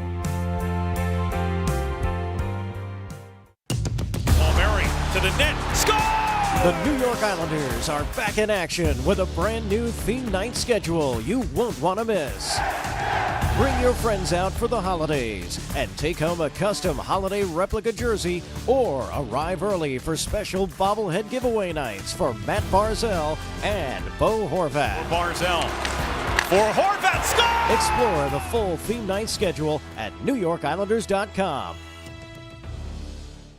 Every great team has its core players, but when the season gets tough, adding the right free agent can make all the difference. The same goes for business. At Robert Half, we found that 67% of companies surveyed plan to increase their use of contract talent to handle workload peaks and backlogged projects. With Robert Half's specialized recruiters experience, combined with our award-winning AI, you can quickly find the skilled candidates you want. At Robert Half, we know talent. Discover how we can help at roberthalf.com/talent.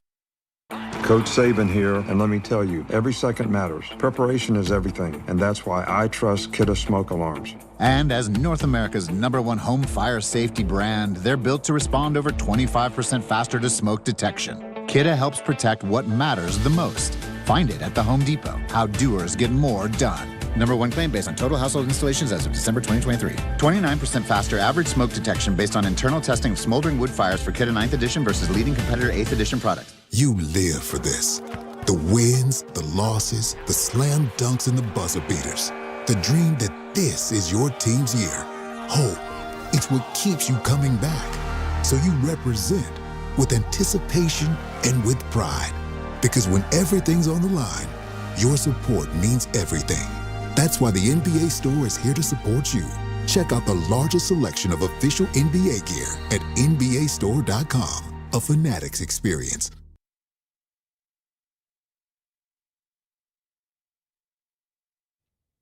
Yeah. Yeah. Yeah. 2, 3, 4, 5. Saw you with my girl. Yeah. Just got paid. Friday night. Party's jumping.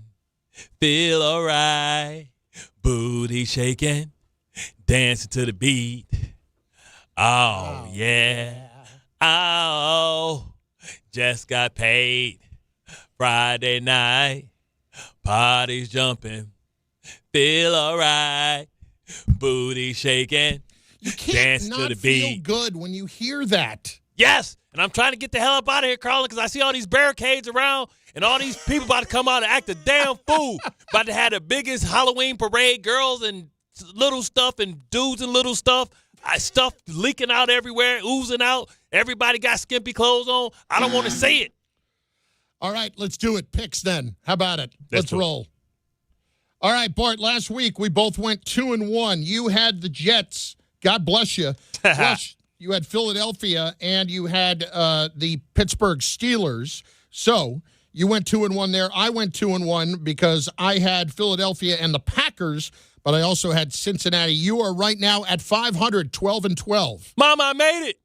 And then I am 11-13 right now, a game under 500 with the pick. So we have bounced back nicely from a rough start to the season.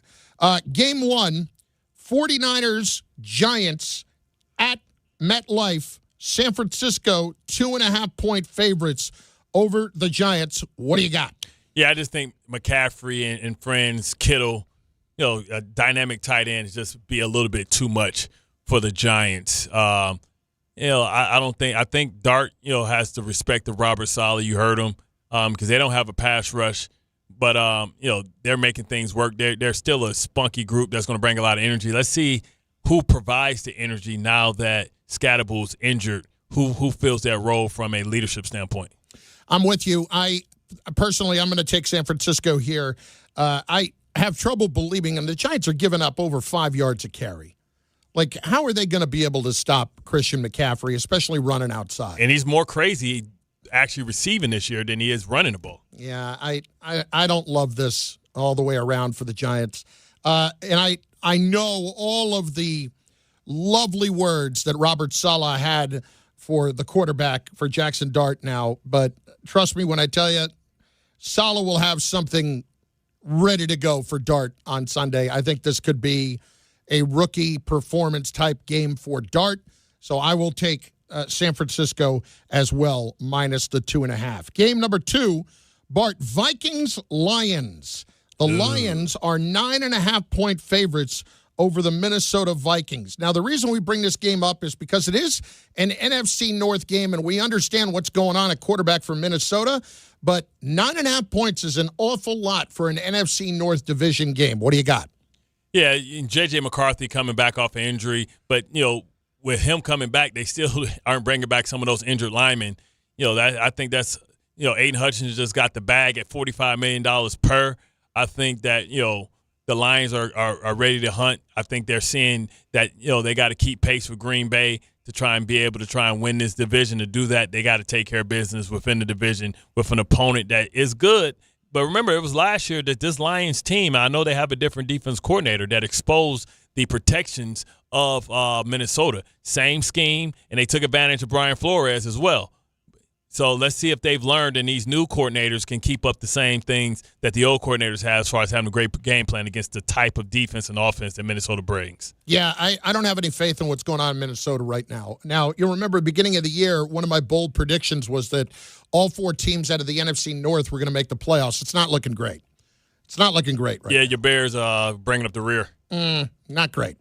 The J.J. McCarthy thing, to me, there were a lot of mixed reviews on him coming out of Michigan. Yep. And not that he was going to be bad, but that he might just be And the injuries thing, man, I don't know how long you can keep riding this without the guy having played in the first couple of years. So I honestly give this I give this to the Lions without much hesitation. I will lay the 9.5 points in this game. And you're right that Minnesota's not getting the guys up front back to defend him or to protect him at all right now. So I'm with you, Lions, on game number 2. Game number 3, Chiefs and the Bills, game of the weekend, 425 in Kansas and Buffalo, excuse me. The Chiefs are 2.5-point favorites in Buffalo. What do you got? As they should. I think Patrick Mahomes with his whole weaponry as far as wide receivers, I think he should be taken seriously because now they can remain balanced because now they can throw the ball to set up the run. Before they couldn't because they had nobody that you worried about. Even guys like Juju Smith-Schuster, he's the guy that maybe only have to make one play a game because he's the fourth wide receiver. Hollywood Brown's the third wide receiver. Worthy's the second, and Rashee Rice, and I didn't even mention Travis Kelce yet. So like that just opens up things because now you have to have a light box because what are you going to play against Patrick Mahomes? You're going to play two high safeties. Two high safeties mean run the football. I don't have any trouble picking the Chiefs in this spot, and it's more about the Bills than it's about the Chiefs. And that's saying something because the Chiefs have kind of gotten it together here. My problem with the Bills is, you lose those two games, especially the Atlanta game, and you come back off a bye and you smack around Carolina. Like, good for you, right? That's something that should happen. This is a team that they have their problems with, and I frankly think it's a team that they have not convinced themselves they can beat yet. So why would I think that's going to change right now? I don't. And they're horrible in stopping the run. Yes, I don't. Now, the Chiefs have to be able to run it more effectively. Like I said, Pacheco probably out this week, but he's not even the primary guy now. Chiefs have to be able to run it, but I don't have a ton of faith in what's going on with Buffalo right now. So I will take the Chiefs. So we've both got the Chiefs. We have both got the Lions. And on the Giants and the Giants 49ers, we've both got the 49ers. So we're on board all together here. Now, want to remind you, folks, if you are a YouTube TV customer right now, you got a problem because the sports you love are not there at the moment. ESPN not on YouTube TV at the moment. And that includes college football, college game day, Monday Night Football, NBA, college basketball, and more. You got to act now. Go to keepmynetworks.com to get ESPN back. I have got YouTube TV. I am getting right on this. Again, it is keepmynetworks.com. It is a big Friday football show for the Michael Kay Show that is on the way next. I did not throw it to you for the Power Hour. Do you want to close with it, or do you want to just mull on it and make me sit on it's that? It's the Power Hour. Rest easy. ItalianBeef.com.